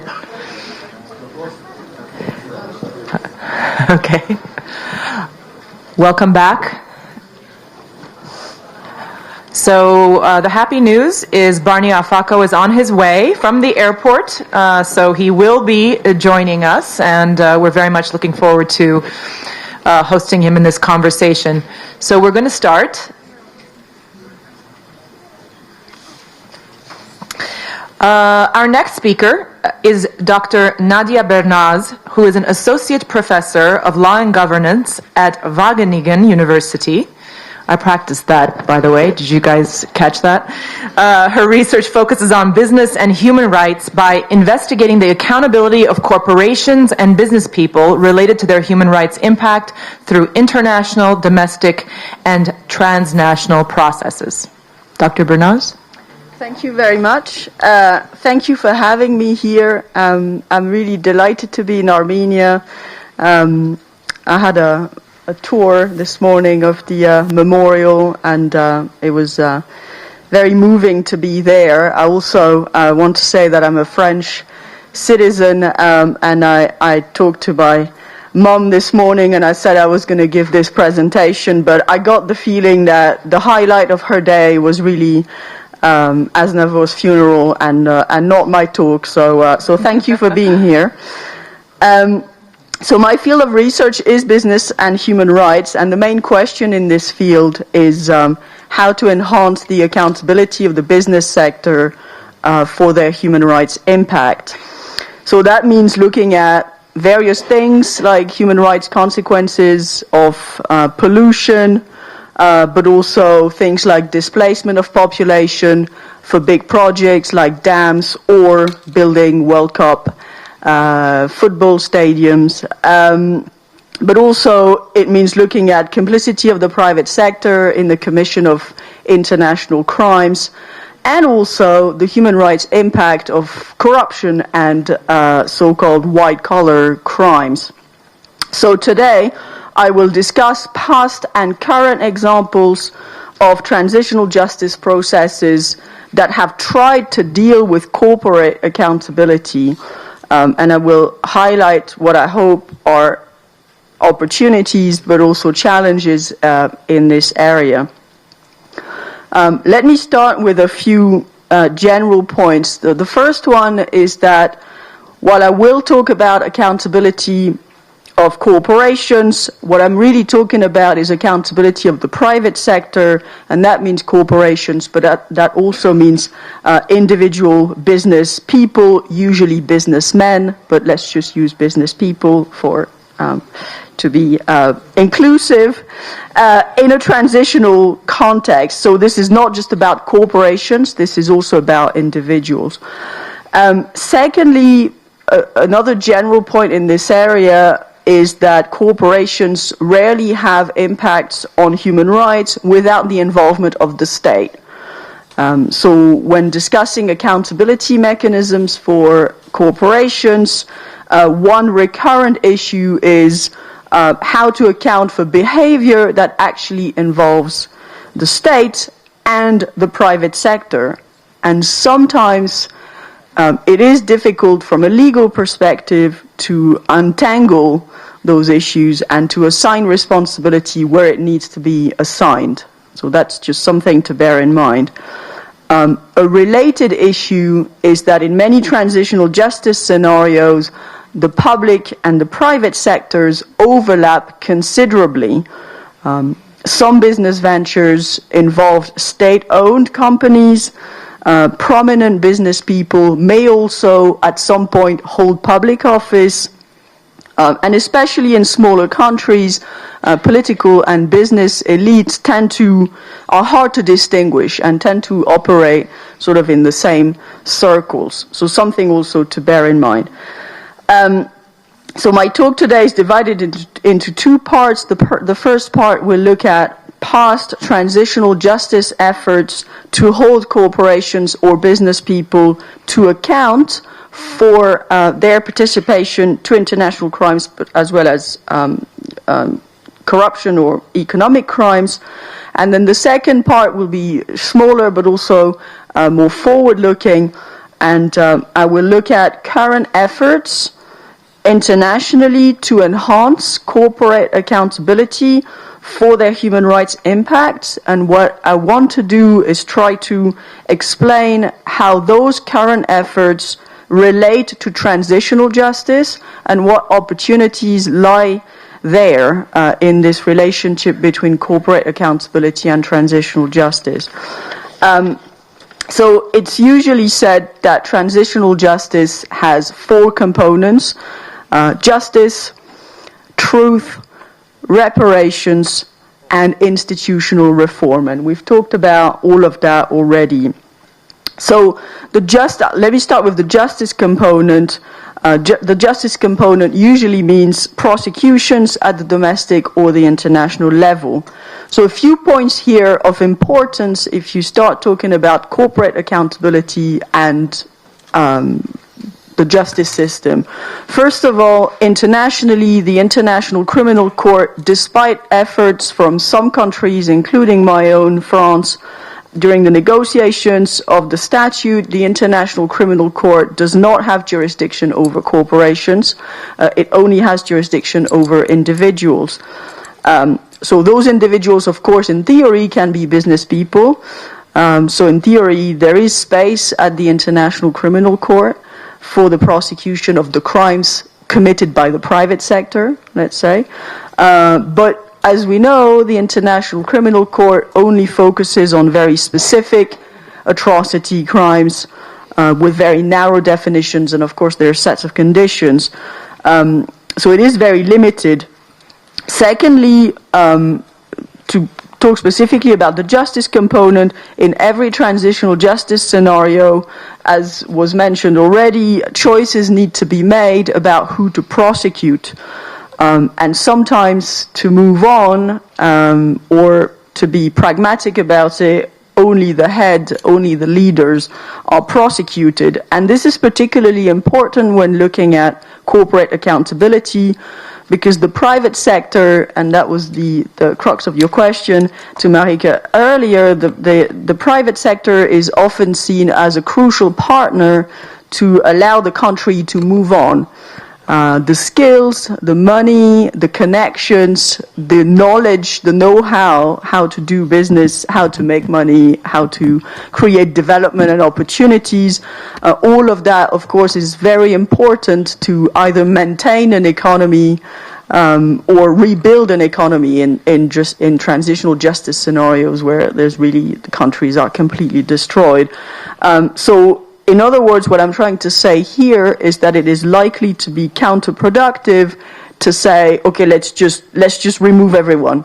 Let's just get rid of them all, because there's always this discussion about we need those people, we need those skills, because if everyone goes, then we'll be alone, and it will be very difficult to maintain a position on the world stage. So this is a complex and delicate issue, and it's very hard to strike a balance here. I have a few examples of prosecution of corporate officials in transitional context, but those are very limited. For example, in Argentina, a large number of the victims of the dictatorship who were tortured, executed, and disappeared were trade union leaders. So they really, many of those victims were part of that group of people from trade unions. So with that in mind, some corporate officials at companies such as Mercedes-Benz, for example, were prosecuted in relation to the treatment of those union leaders. But this is, of course, very specific, and for widespread, systematic, and more diffuse issues such as corruption, it is hard, in my opinion, it is very hard, and also it's been shown in previous examples that it's hard to rely solely on prosecutions because of the standard of proof that needs to be upheld in criminal prosecutions, and also because of limited resources. I mean, everyone who's had here in this room any experience in the justice system, you will know that to prosecute someone and to do it right, it costs money. There's no way around it. It takes time. You need to allow people some time to defend themselves, etc. And this just takes a lot of resources. So the tendency, therefore, in prosecutions is to focus on just a few selected prosecutions, but this really is very difficult to do across the board for issues that are as widespread and diffuse as corruption. So partly for that reason, when it comes to corporate accountability, the emphasis in transitional justice has been put more on the truth component rather than on the prosecution component. So the truth component, of course, truth can emerge out of prosecutions. This is not just in truth commissions that truth can emerge. But mostly what I want to talk about here is truth commissions, and of course we've heard about some of them already. And a few of those truth commissions in the past have dealt with corporate accountability in more or less detail. So in South Africa, interestingly, the South African Truth Commission held meetings for 2.5 years, and famously only 3 days out of these 2.5 years were devoted to public hearings on the role of the business sector in the apartheid era. And those hearings led to a lot of frustrations, and by and large, corporations and corporate officials who appeared before the Truth and Reconciliation Commission, all of them, of course, part of the white business elite, presented themselves as victims of the regime, with the argument that the apartheid regime had made South Africa a pariah on the world stage because of the sanctions, etc. And then, in fact, they were victims of that because that kind of limited their business opportunities. So it was a bit of a reversal. And once you give people the floor to speak publicly, you cannot control what they're going to say. So that kind of was generally seen as not a particularly positive experience when it came to giving the floor to those business leaders to hear what they had to say. Nevertheless, in this final report, which I think is of importance here, the Truth and Reconciliation Commission in South Africa distinguished between 3 levels of responsibility for the business sector. And they said, first of all, we have companies with what they called first order involvement. And those were mostly the mining companies in South Africa, because those were the companies who helped the government design and implement the apartheid policies. So really those heavily involved. Then we had companies with second order involvements, and those were the people who knew their products and services were going to be used for morally unacceptable purposes. For example, companies providing armament, like light armed vehicles who were used in anti-riot, in trying to quash the riots, for example. And then the third, and this is where it becomes interesting, I think, in terms of the truth element, the third categories of companies were companies with third order involvement, and those were those who benefited indirectly from the repressive regime, strictly because they operated in a context that allowed them to prosper and to make money in a way that they would not have been allowed to prosper in a different environment, which I think is closer to a sort of more diffuse, perhaps corruption mechanism than any of the other categories. So that's an interesting example to look back in this area. So also something that has been pointed out earlier, truth commissions play an important role in telling a story and in sort of shaping a public narrative over a particular set of issues. So they tell a story about what happened. And I think it's particularly, though there is discussion, I think, in scholarship about whether corruption can be included in that, but I do think that if it cannot be addressed there, I wonder where exactly it could be addressed, and I think we could discuss that later on. But particularly for these kind of issues that are diffuse and there's so many people involved, and you know, perhaps the way to do it is to put it on the table in a truth commission rather than prosecuting only the head. I mean, those are not mutually exclusive either, by the way. So that's the truth part. Then there's the reparations component, and we've talked about this already, and Professor Shabers said, well, maybe just ask people to give the money back, and then, you know, that'll be it. And that, of course, was very much discussed in the South African Truth and Reconciliation Commission, and there were different proposals to try to, you know, for want of a better word, make the corporations pay and get money out of them. So a wealth tax was proposed. Some other extra taxation on corporate benefits were also suggested. In the end, a business trust was established with contributions from the private sector. They were made to pay into a trust fund. So I haven't looked at this in great detail, I must say, but the little that I've read about it was that it's generally thought that the amount was not enough. And there were also, unfortunately, allegations of misuse of this money, which, you know, is not helping.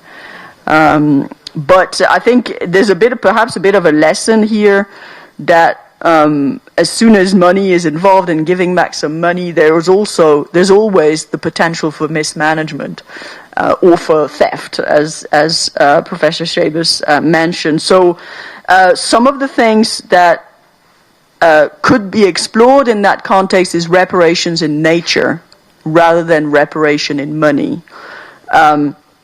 So, for example, things like restitution of land that was taken away, things like forbidding certain companies or certain individuals to bid for public money ever again. You know, again, something future-looking. You stole money in the past. Maybe we'll forget that, but you're not going to do it anymore. You have to retire, stop doing what you're doing, and you won't be able to go for public money ever again. Is one of the things that, you know, has been looked at in the past. Also, terminating contracts, terminating public contracts that were made with companies that played a role or were identified as criminal or corrupt is also, one way to do this without going into a full-fledged prosecution or truth commission scenario. And then in transitional justice, there's this institutional reform component. Now, in corporate accountability, that doesn't sit, of course, very well, because by definition we're talking about the private sector, whereas institution reform is institutions, public institutions. So I'll leave that aside for now.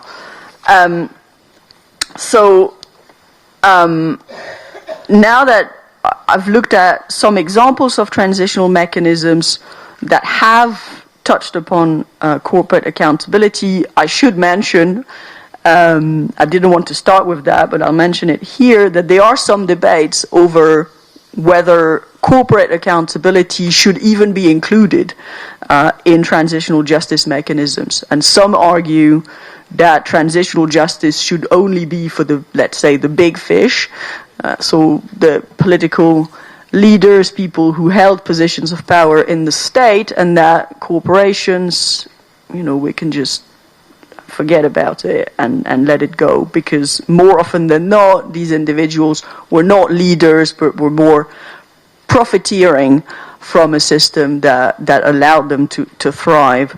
I would actually question that idea that transitional justice is only about the head. I think there's value in this, but I think experience, now that we've looked back at 25 years, I think experience has proven that you don't change a country by just eliminating the head. And I think if any examples from the Middle East can be taken, Libya and Iraq are just, glaring example that this is not solving much to get rid of people, no matter how atrocious their crimes may have been. So I personally think, having looked at corporate accountability for some time now, that it's not a distraction to look at those issues in a transitional context. I think it's essential, especially in countries where there's a close proximity between business leaders and political leaders, and this is not a side issue. This is a central issue, and this is what people think about as well in transition, right? What are the risks? Are we going to be seen as not business friendly and not attracting foreign investment anymore? And those questions are real, but I think if you just avoid that question, that's not really solving anything in the long run. So just a few more minutes. Just a couple of minutes for just to talk about the current international legal framework on corporate accountability and the opportunities that lie there, I think, to relate that to transitional justice mechanisms. So we have in 2011 some new standards on corporate accountability that have been adopted by the United Nations Human Rights Council. And what I'm talking about here are the guiding principles on business and human rights. And what's been happening is that a lot of countries have taken those principles and adopted national action plans to implement those principles, to see what it looks like to enhance corporate accountability at the domestic level. So many countries have national action plans, the UK, the Netherlands, and in the region here, Georgia also recently adopted one. They adopted one in March this year. And what is very interesting in those national action plans is that they're very different from one country to another. There's really not one way of doing it. And some of them have addressed specifically corruption as a particular issue of concern in terms of the human rights impact of corporations. And one country in particular, Colombia, has recently gone through a massive transition with a huge, extremely ambitious peace agreement between the government and the revolutionary forces. And interestingly, their national action plan on business and human rights and the peace agreement are closely interlinked. They were negotiated at the same time. and the peace agreement makes space for the private sector accountability, but also role in moving forward, recognizing that they have the money, they have the skills, and you cannot just completely get rid of them if you want to move on and continue to exist on the world stage, let's just say. So in terms of the potential there, I think that those plans are really a versatile tool, and they shouldn't be ignored in a transitional justice discussion. I think it could be helpful to look at that as one of the tools in the transitions, if there is indeed a will to look at white collar crime and corruption and to deal with that seriously. So thank you. Thank you very much. I just wanted to check in, yes, if Mr. Afako has arrived yet. Not yet. 5 minutes. Great. So I will then take the liberty of asking a question. So regarding corporate accountability, so here's Mr. Afako. Please join us.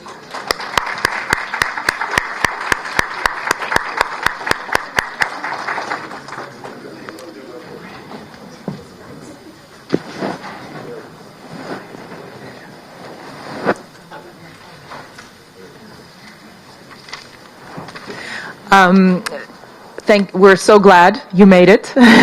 Welcome to Armenia.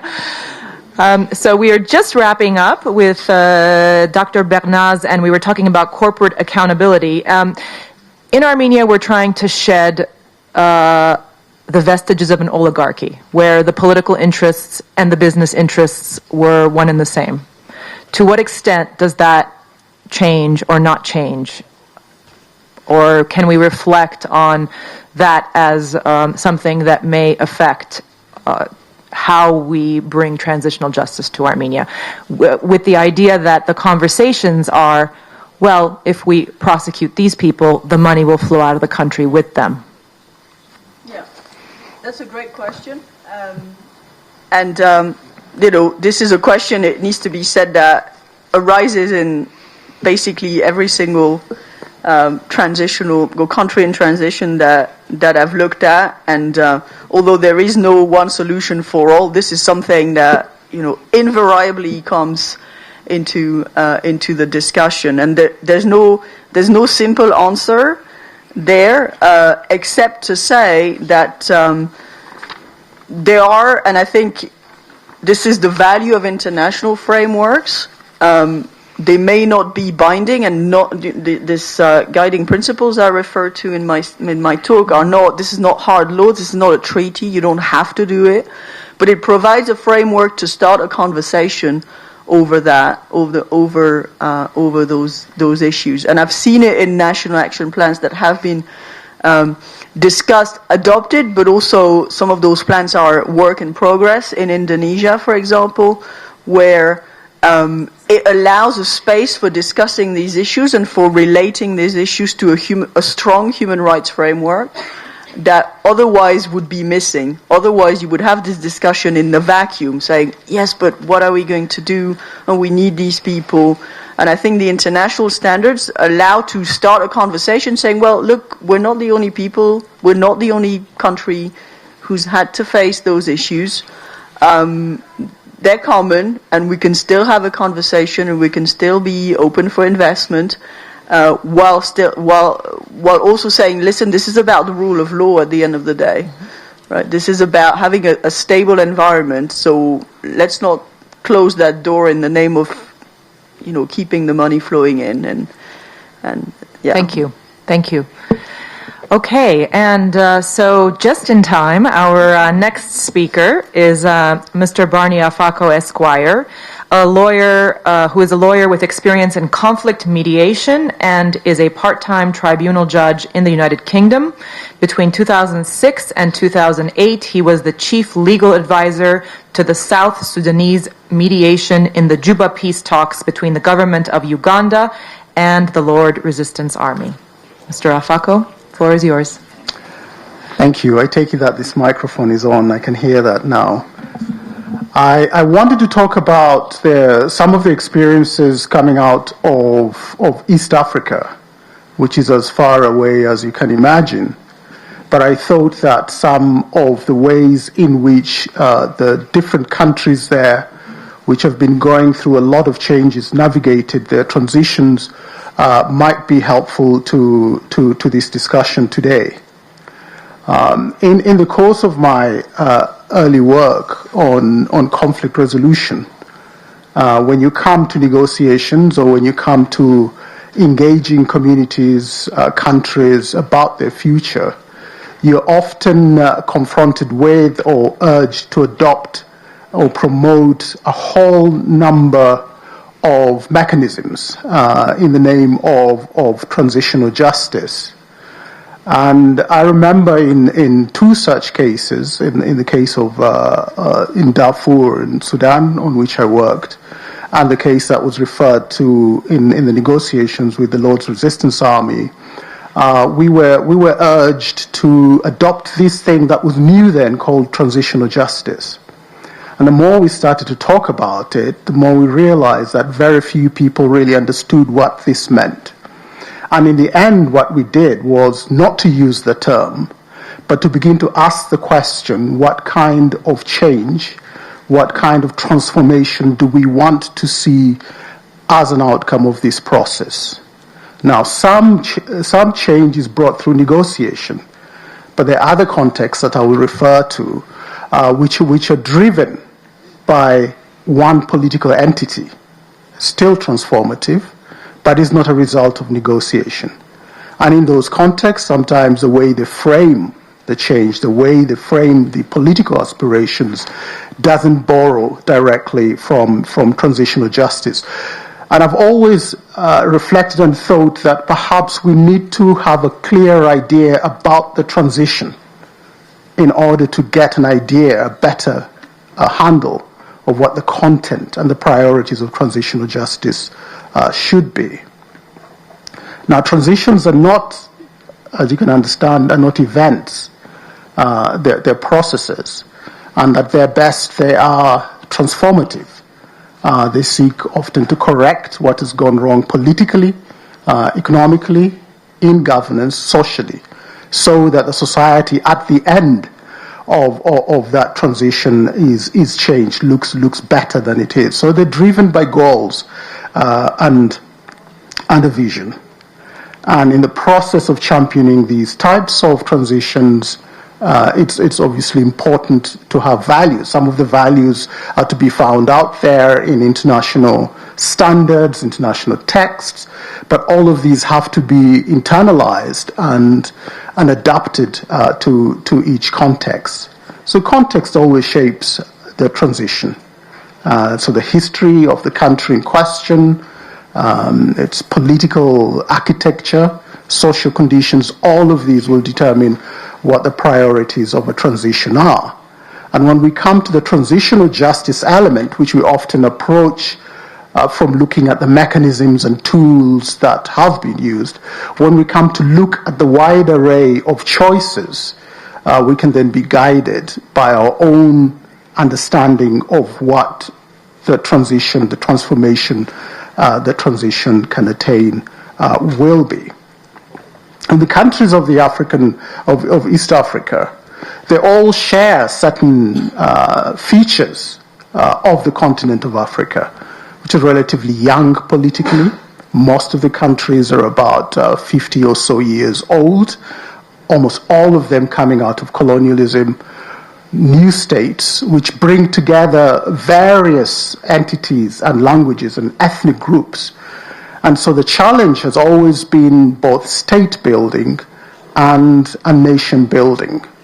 And those twin challenges have often followed the history of these states and led to tensions and led to conflict in the country of my birth, Uganda, dictatorship and repression of various forms. But how did we begin to move beyond these crises occasioned by the failure to manage diversity in the new states? In Uganda, sadly, it was through conflict that successive regimes were ousted. And the question was asked, what happens after a regime has been ousted. The notorious dictator Idi Amin was driven out and died in Saudi Arabia. 2 other governments after that were removed. But in 1986, which is a period of transition I want to talk about, which had some challenges, we thought that this was the beginning of a new leaf in Uganda. And the way that the government then, the new government, approached it wasn't through consensus, because they took power by armed force. But what they did do was to identify certain priorities for transforming the country. And one of the elements was to look at what had gone wrong historically in the country through the violation of rights. It was also to look at how you would strengthen the judiciary to protect those rights, and how you'd address this perennial issue of scourge of corruption. And they did this both by having a clear political direction themselves, but they also set up a commission of inquiry, which is one of those tools that nowadays is much more in the form of a truth, justice, and reconciliation commission. But at that point, it was merely an inquiry into the human rights violations for the purpose of making recommendations for preventing these in the future. Arising out of that inquiry, we then later had a much stronger constitution, which not only enshrined the rights, but set up bodies that would oversee the enforcement and application of human rights and make governments accountable.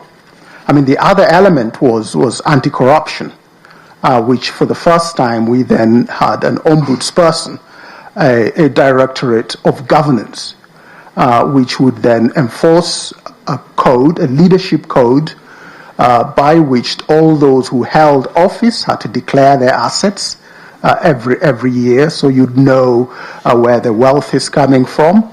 And it also received complaints, and it dealt with some of the historical allegations and ongoing allegations of corruption.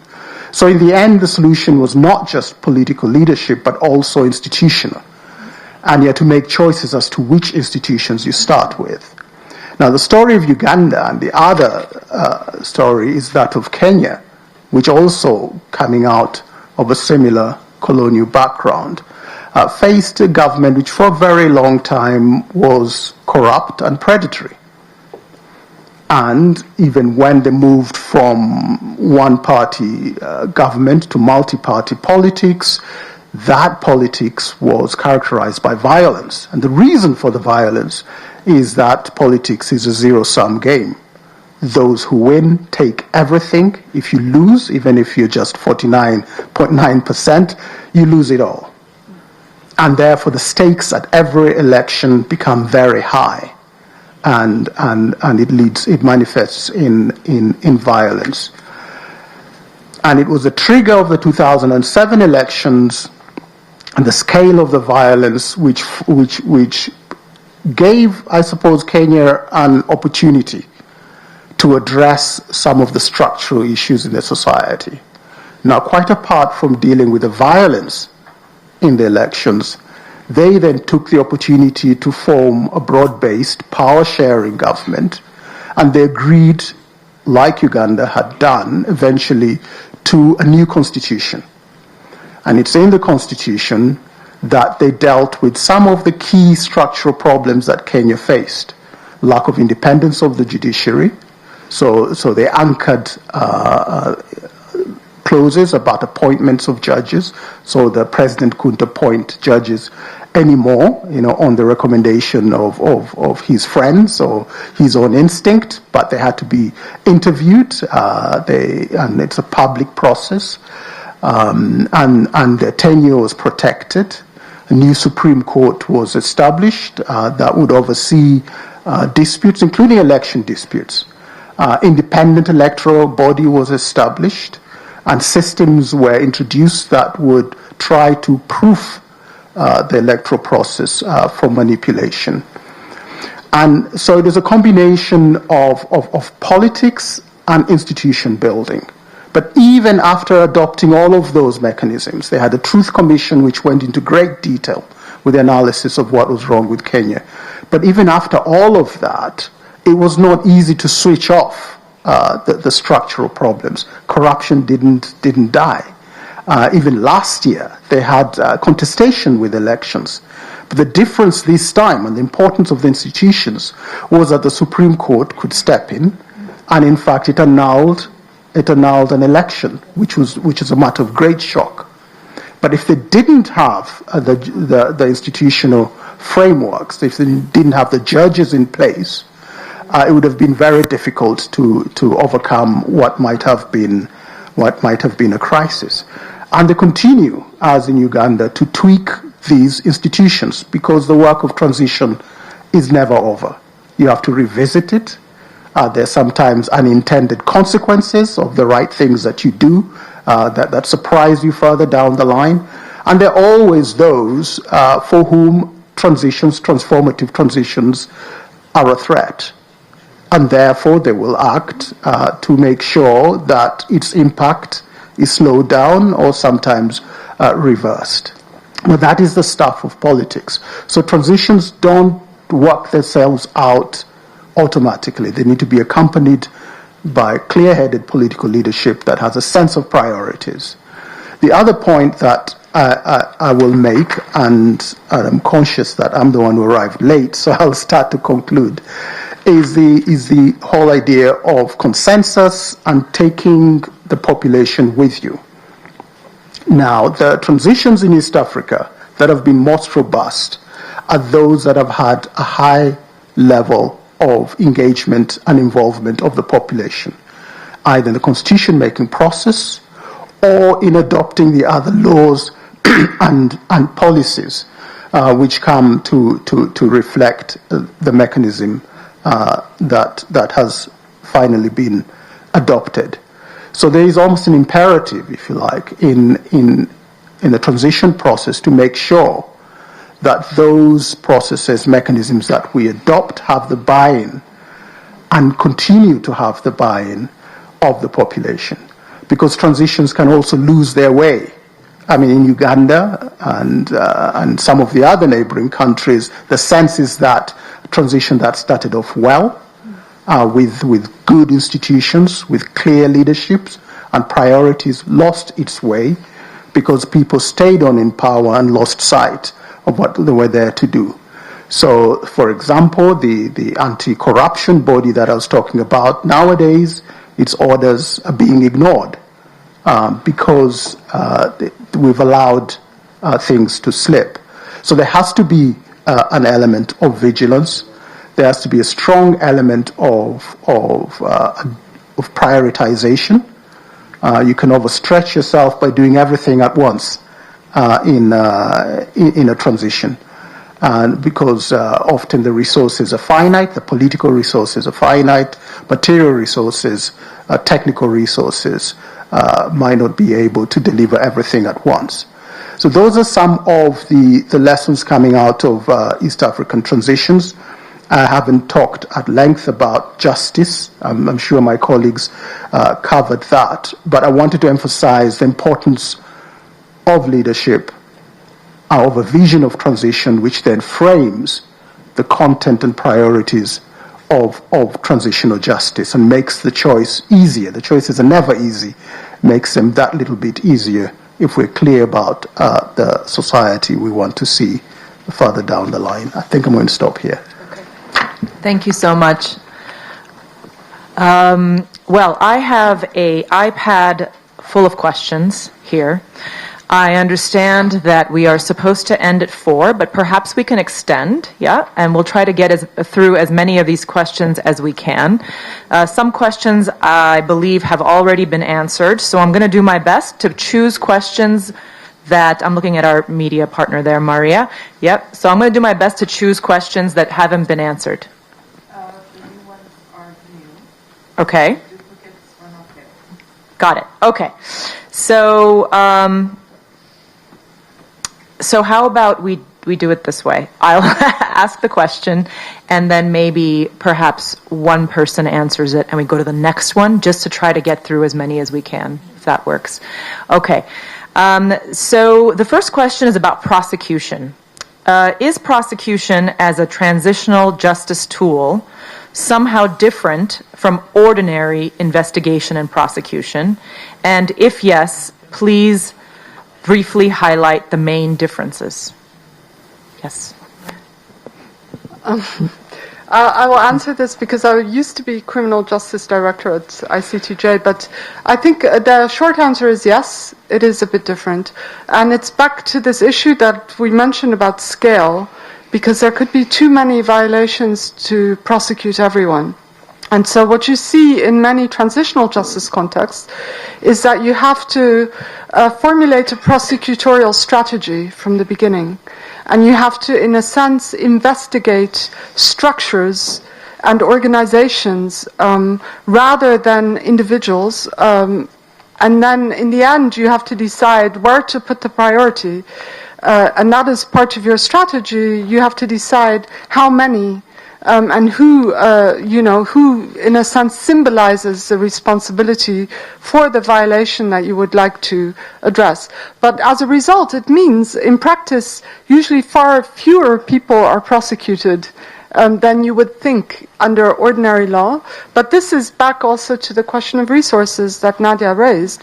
It would be impossible to prosecute everyone, and you have to strike this balance between the accountability on the one hand and the reconciliation on the other. So people who are not going to be prosecuted should also know at some stage that they will not be prosecuted. So these are some of the differences. Thank you. The next question is related to asset recovery, as we discussed, related to recovery of money, and to what extent are there defined tools or examples that in other countries and other situations that specifically dealt with asset recovery, and how should those tools be used? I mean, I can try to answer this. This is always very difficult. I mean, I did mention the South African example where they've decided to create a trust fund that corporations would contribute to, but that's not really asset recovery. That's, we consider that collectively corporations had at least some degree of responsibility, and therefore they devised that solution, which is not. Now, asset recovery, usually you think about this, you have one corporation, you've targeted it, you know what it's been doing, or an individual, and then you're going to ask to give that amount of money back, and that is very difficult to do, and I think it relates to the question about who you prosecute, because asset recovery, to me, has to be related with a strong, with a high standard criminal prosecution. You cannot just recover assets with a soft mechanism. And it has to be linked to something stronger, and therefore, I think in transitional justice context, what we see is more sort of softer solutions like this, or paying a one-off tax, or saying that they'll contribute to the country's development in some way, rather than really targeting some assets because of the lack of resources, and the fact that you cannot just prosecute everyone. Okay. I think those two issues are linked. Thank you. Yeah. Well, the next question is from former judge of the European Court of Human Rights, Alvina Gulumyan. There's two questions here, but I think I will take the liberty of asking the second one, which is related to the Council of Europe and the European Court of Human Rights. So the question is the following: has this mechanism been implemented in any member states of the Council of Europe and signatories to the European Court of Human Rights? And the question is related to clarifying whether the judgments of the European Court of Human Rights find systemic or structural problems, are capable of replacing or otherwise substituting transitional justice mechanisms.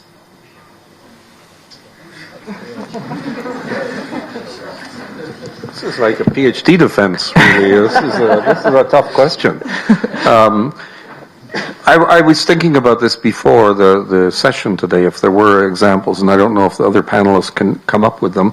There has been some from the Balkans where they've had, but not dealing with the economic issues that we've been concerned with and the corruption issues, but there have been trials following the conflicts in Croatia, Serbia, Bosnia and Herzegovina, all of which are member states of the Council of Europe.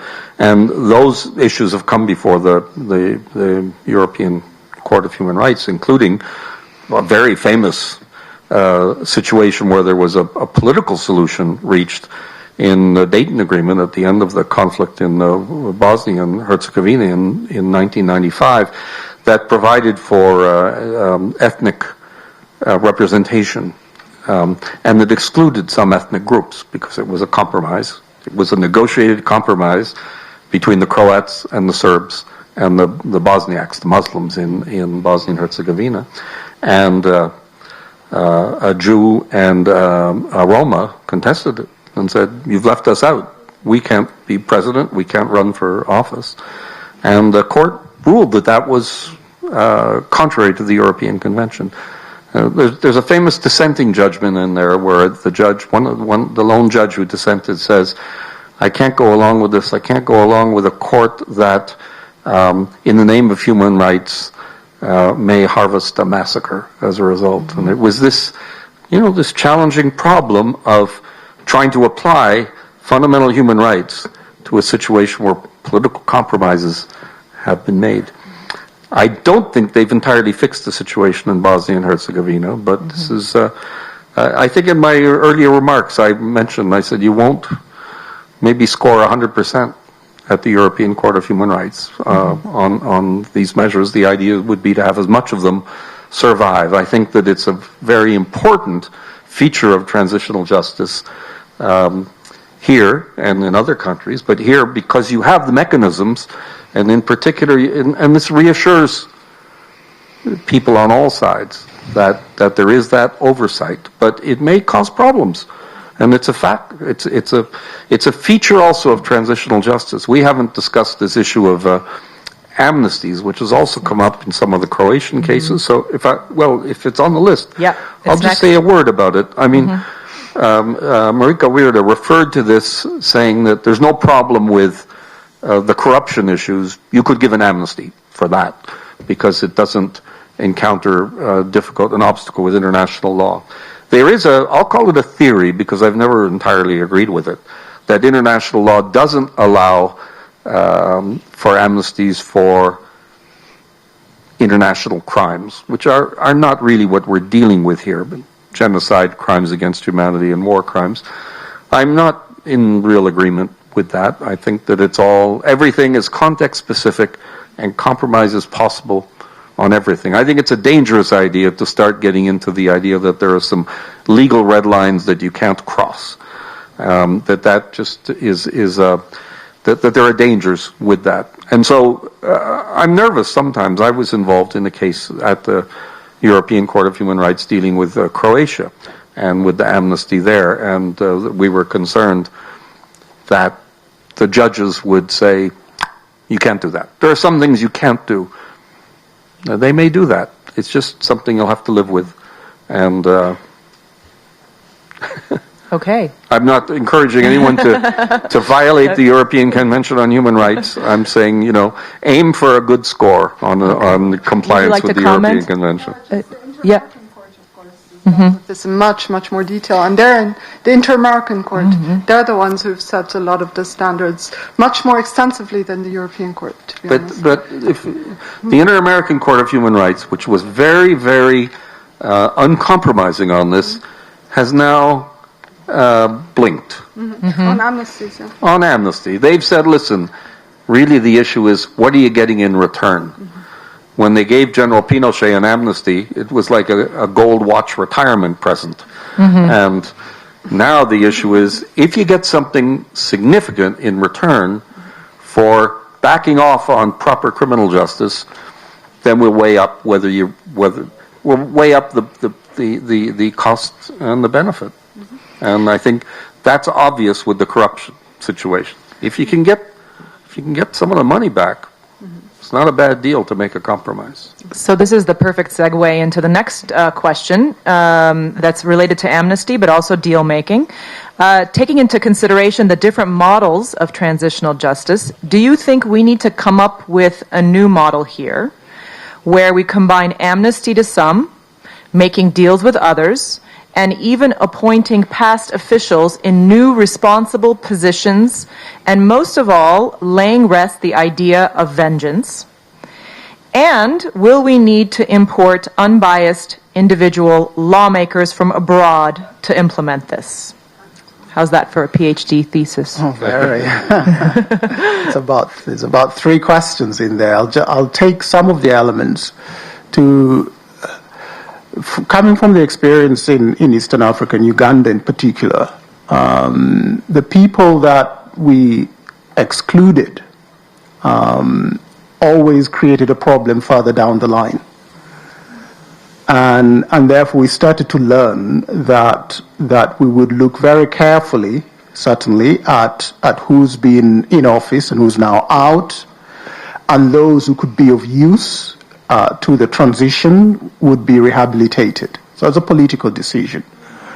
When it comes to criminal cases, some people were tried and served long jail sentences. We still had the death penalty then. Some were sentenced to capital punishment as well. But this idea of winner takes all, the fundamentalism of power, we had huge problems with, and started to change the approach to make sure that there was a possibility for rehabilitation.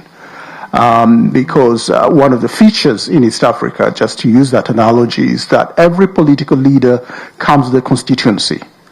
So if you have the prism of individual responsibility, you ignore the constituency, and you may foster grievances, and you lose your cohesion as a society.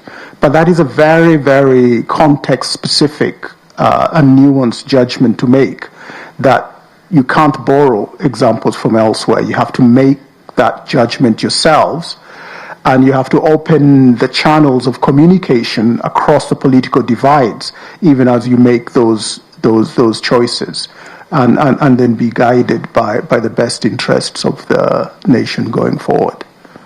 Thank you. Would anybody else like to comment on that one? Yes, please. Just worth mentioning one controversial example of a country that got outside help, which is Guatemala. They have actually an international commission against impunity, which is helping to investigate and prosecute both human rights violation, but also corruption and election fraud. But this model has been very contested also in Guatemala, and most recently, in fact, the president is trying to deny entry to the head of that commission to re-enter the country. So it's a very hot political issue. It's been a very drastic measure, of which some people would say it was very, very necessary to address a very deep impunity in that society, but others would say it's a hard measure. Yeah. Well, let's piggyback on that. Yes, please. Dr. I just wanted to add a comment on this idea that you bring in foreign judges, experts, commissioners, or whatever. I don't think that in any of the literature, I could be wrong on this, the UN reports, that this is ever recommended as something that's important. Some countries have done it. They did it in the case I was involved in Sierra Leone. I always suspected that part of the reason was that the United Nations wanted to have a few people there to keep an eye on the money. They had a problem of corruption in Sierra Leone that continued to the Truth Commission, and they wanted to make sure that there was some oversight on that. Maybe I'm a bit cynical here, but I think that was part of it.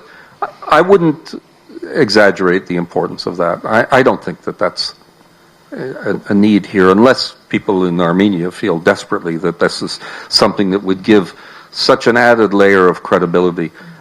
I mean, there are lots of consultants out there working in the field of transitional justice who will say, yes, you need us, here's the contract, we'll come there.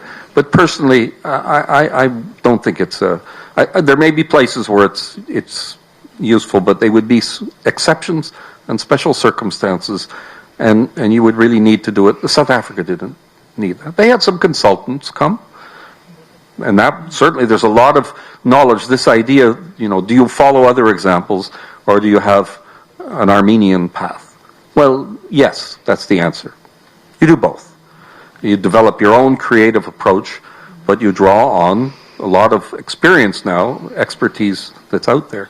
But I think involving outsiders in sort of decision-making positions, it doesn't strike me as something that's very important here. And unless you feel a crying need for it, I wouldn't think you would do it. Let me throw a curveball, because the next question actually dovetails on this, mentioning that we have a lot of prominent judges and legal experts in the Armenian diaspora. So people who are not necessarily living and working here, but who are ethnic Armenians, and to what extent can, how, yes, no, participate in this process? Can they participate in the transitional justice process in Armenia? As you may know, there's more people living outside, ethnic Armenians living outside of Armenia. So to what extent are there examples of people from the same ethnicity who haven't been living in that country participating in the process?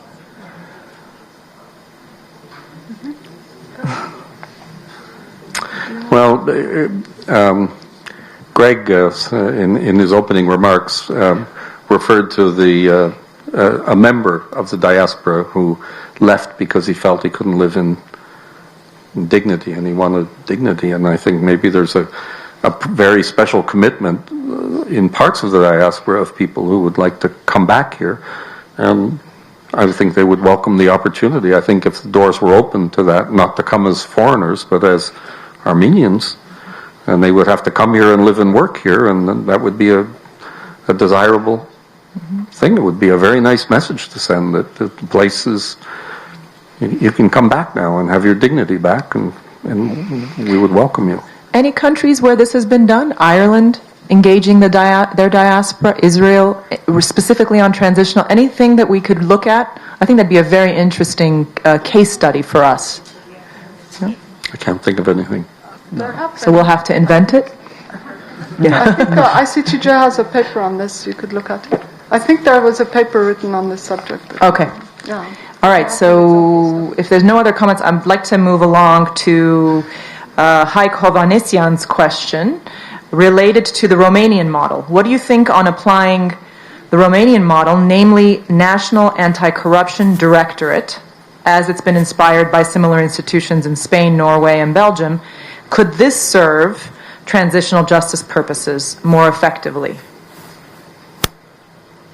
And Haik, you've put here in accordance with Armenian constitutional laws, but I don't think probably won't get into an analysis on that.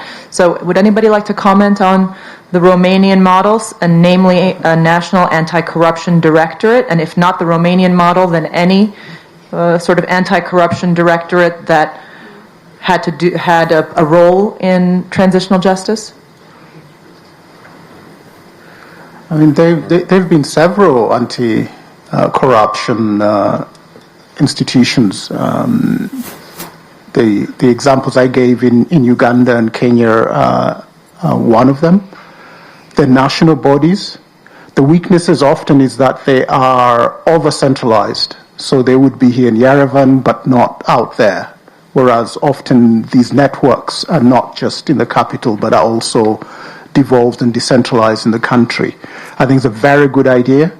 They need to really have teeth and not to be subordinate to other people's decisions. There's often a tension between the anti-corruption bodies, whether they should have, in addition to investigative powers, prosecutorial powers.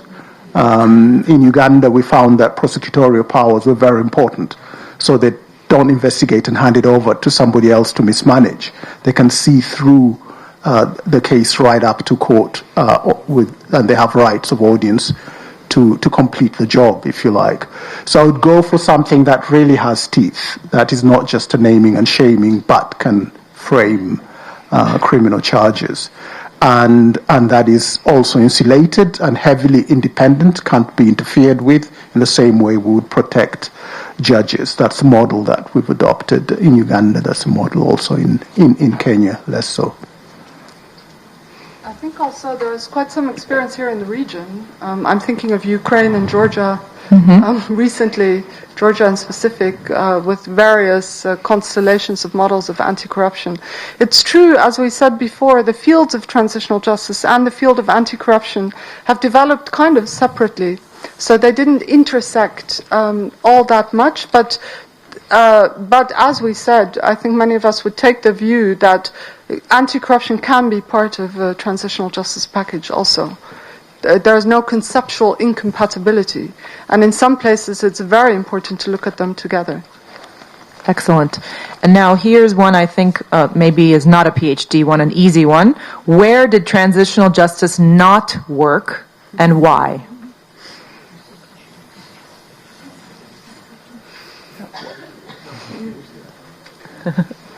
There are many examples, but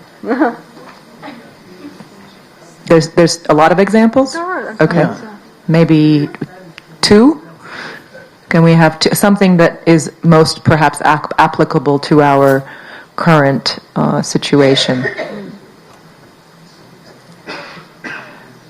Well, I think previously we were discussing a little bit the transitions that have happened in the Middle East region.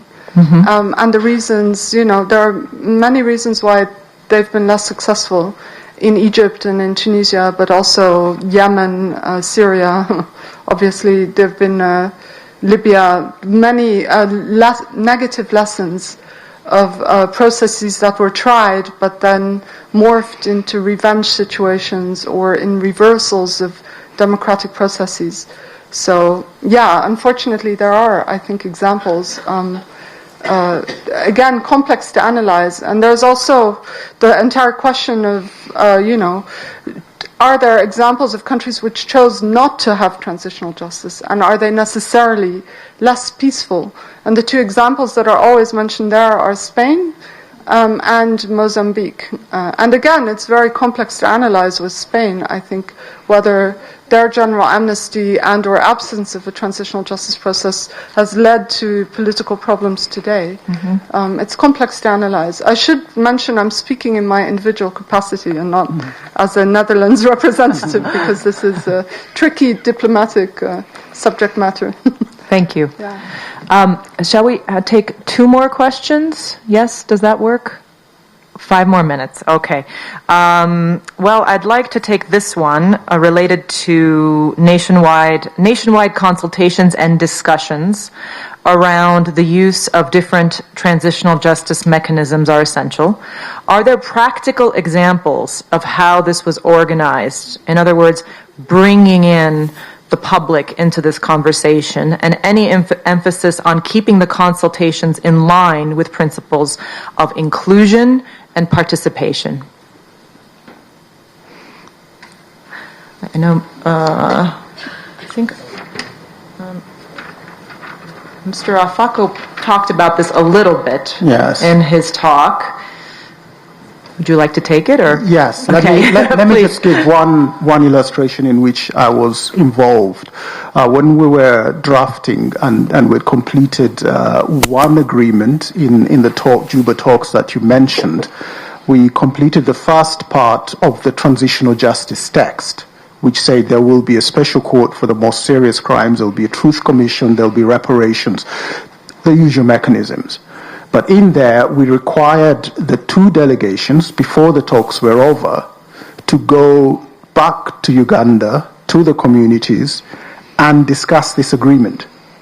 And they then organized workshops and consultations right across northern Uganda on the topics that arose from the agreement to get the views of the population, so that the second text, which was supposed to elaborate in greater detail the principles and the mechanisms, would be enriched by that. And nowadays there are additional tools for consultation.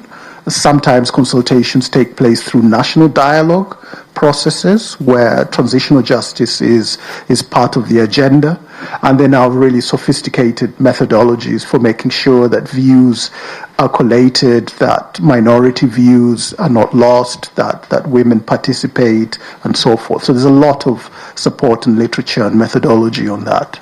Okay, thank you. This one in red, is that the one you want me to ask? Oh, okay.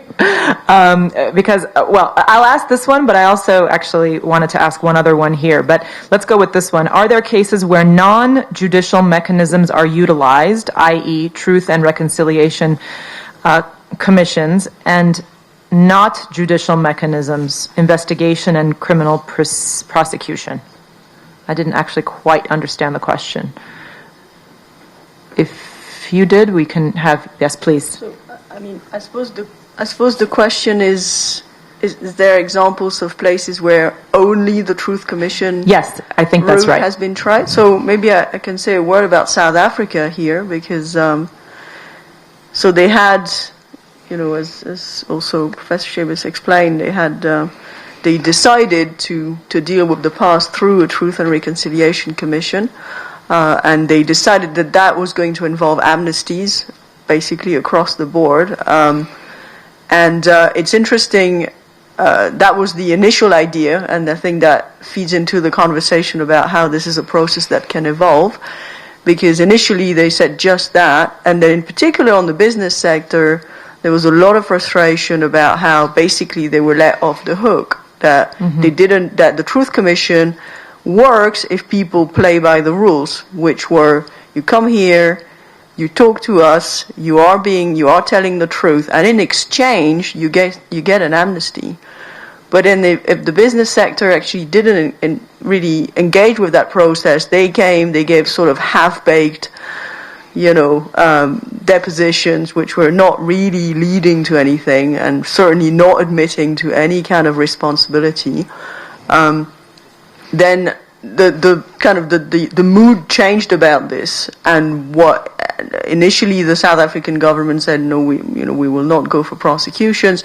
In the end, a group of victims of some of the corporations, foreign corporations present in South Africa, brought a massive class action case in the United States for recovery of assets, basically, and also for compensation for everything they have suffered in this regime. And initially, the South African government said publicly that they were not supporting that case, that they wanted to keep things in South Africa, and they changed their mind. A couple of years later, they did say, actually, you know what, we didn't succeed in that. That Truth Commission didn't succeed in getting back this money. So actually, we'll support those cases. And, you can go ahead and have these cases, which, by the way, were all dismissed last year on jurisdiction grounds. So there was no justice there. But it's interesting how they tried to do it without prosecutions or without court cases, and in fact, turns out that they revisited that decision. Which you need the teeth. Okay. Sometimes you do. Okay. Yeah. So this is the last question. This is I'm dovetailing on a question that was asked, but I'd love to hear all of you. Maybe give one thought, piece of advice, wish to Armenia as we embark on this new journey, this new reality, from your experience and everything that you have been through and about our country and our situation. If you could leave us with it could be a thought, a wish, a piece of advice, or anything you'd like to say to us as we embark on this journey.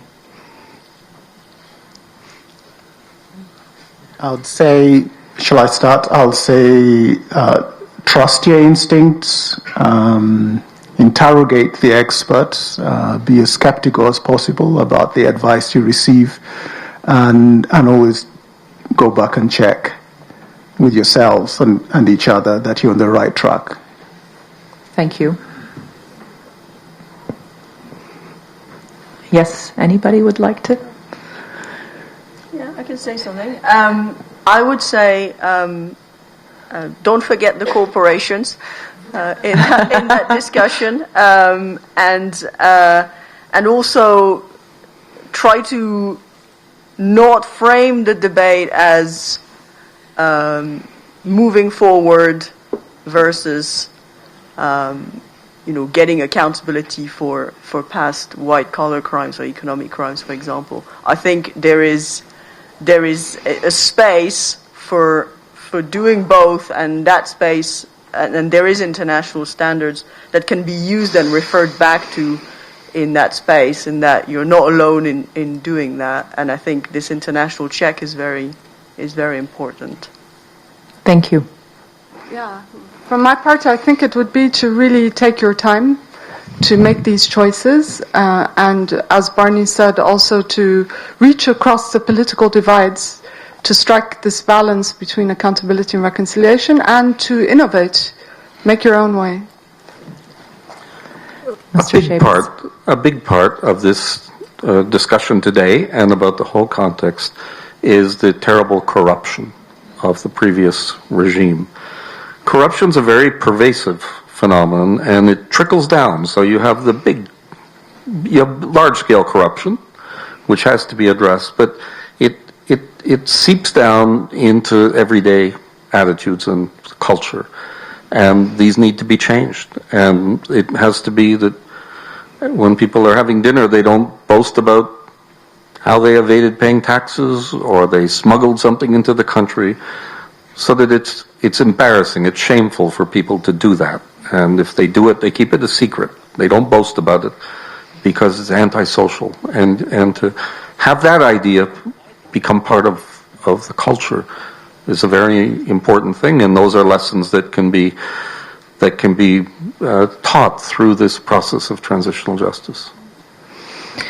Well, we've come to the end. Please join me in thanking our incredible panelists.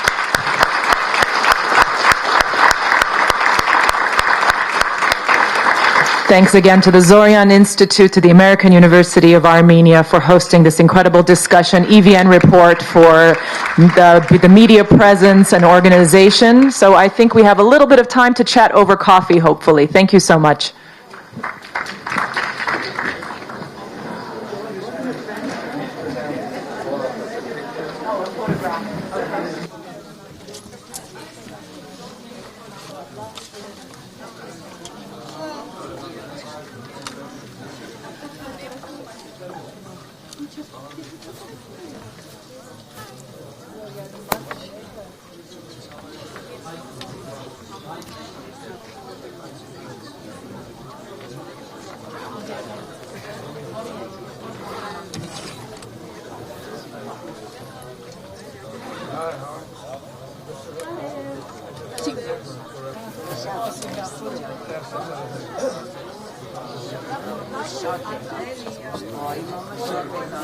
Oh my gosh, thank you so much.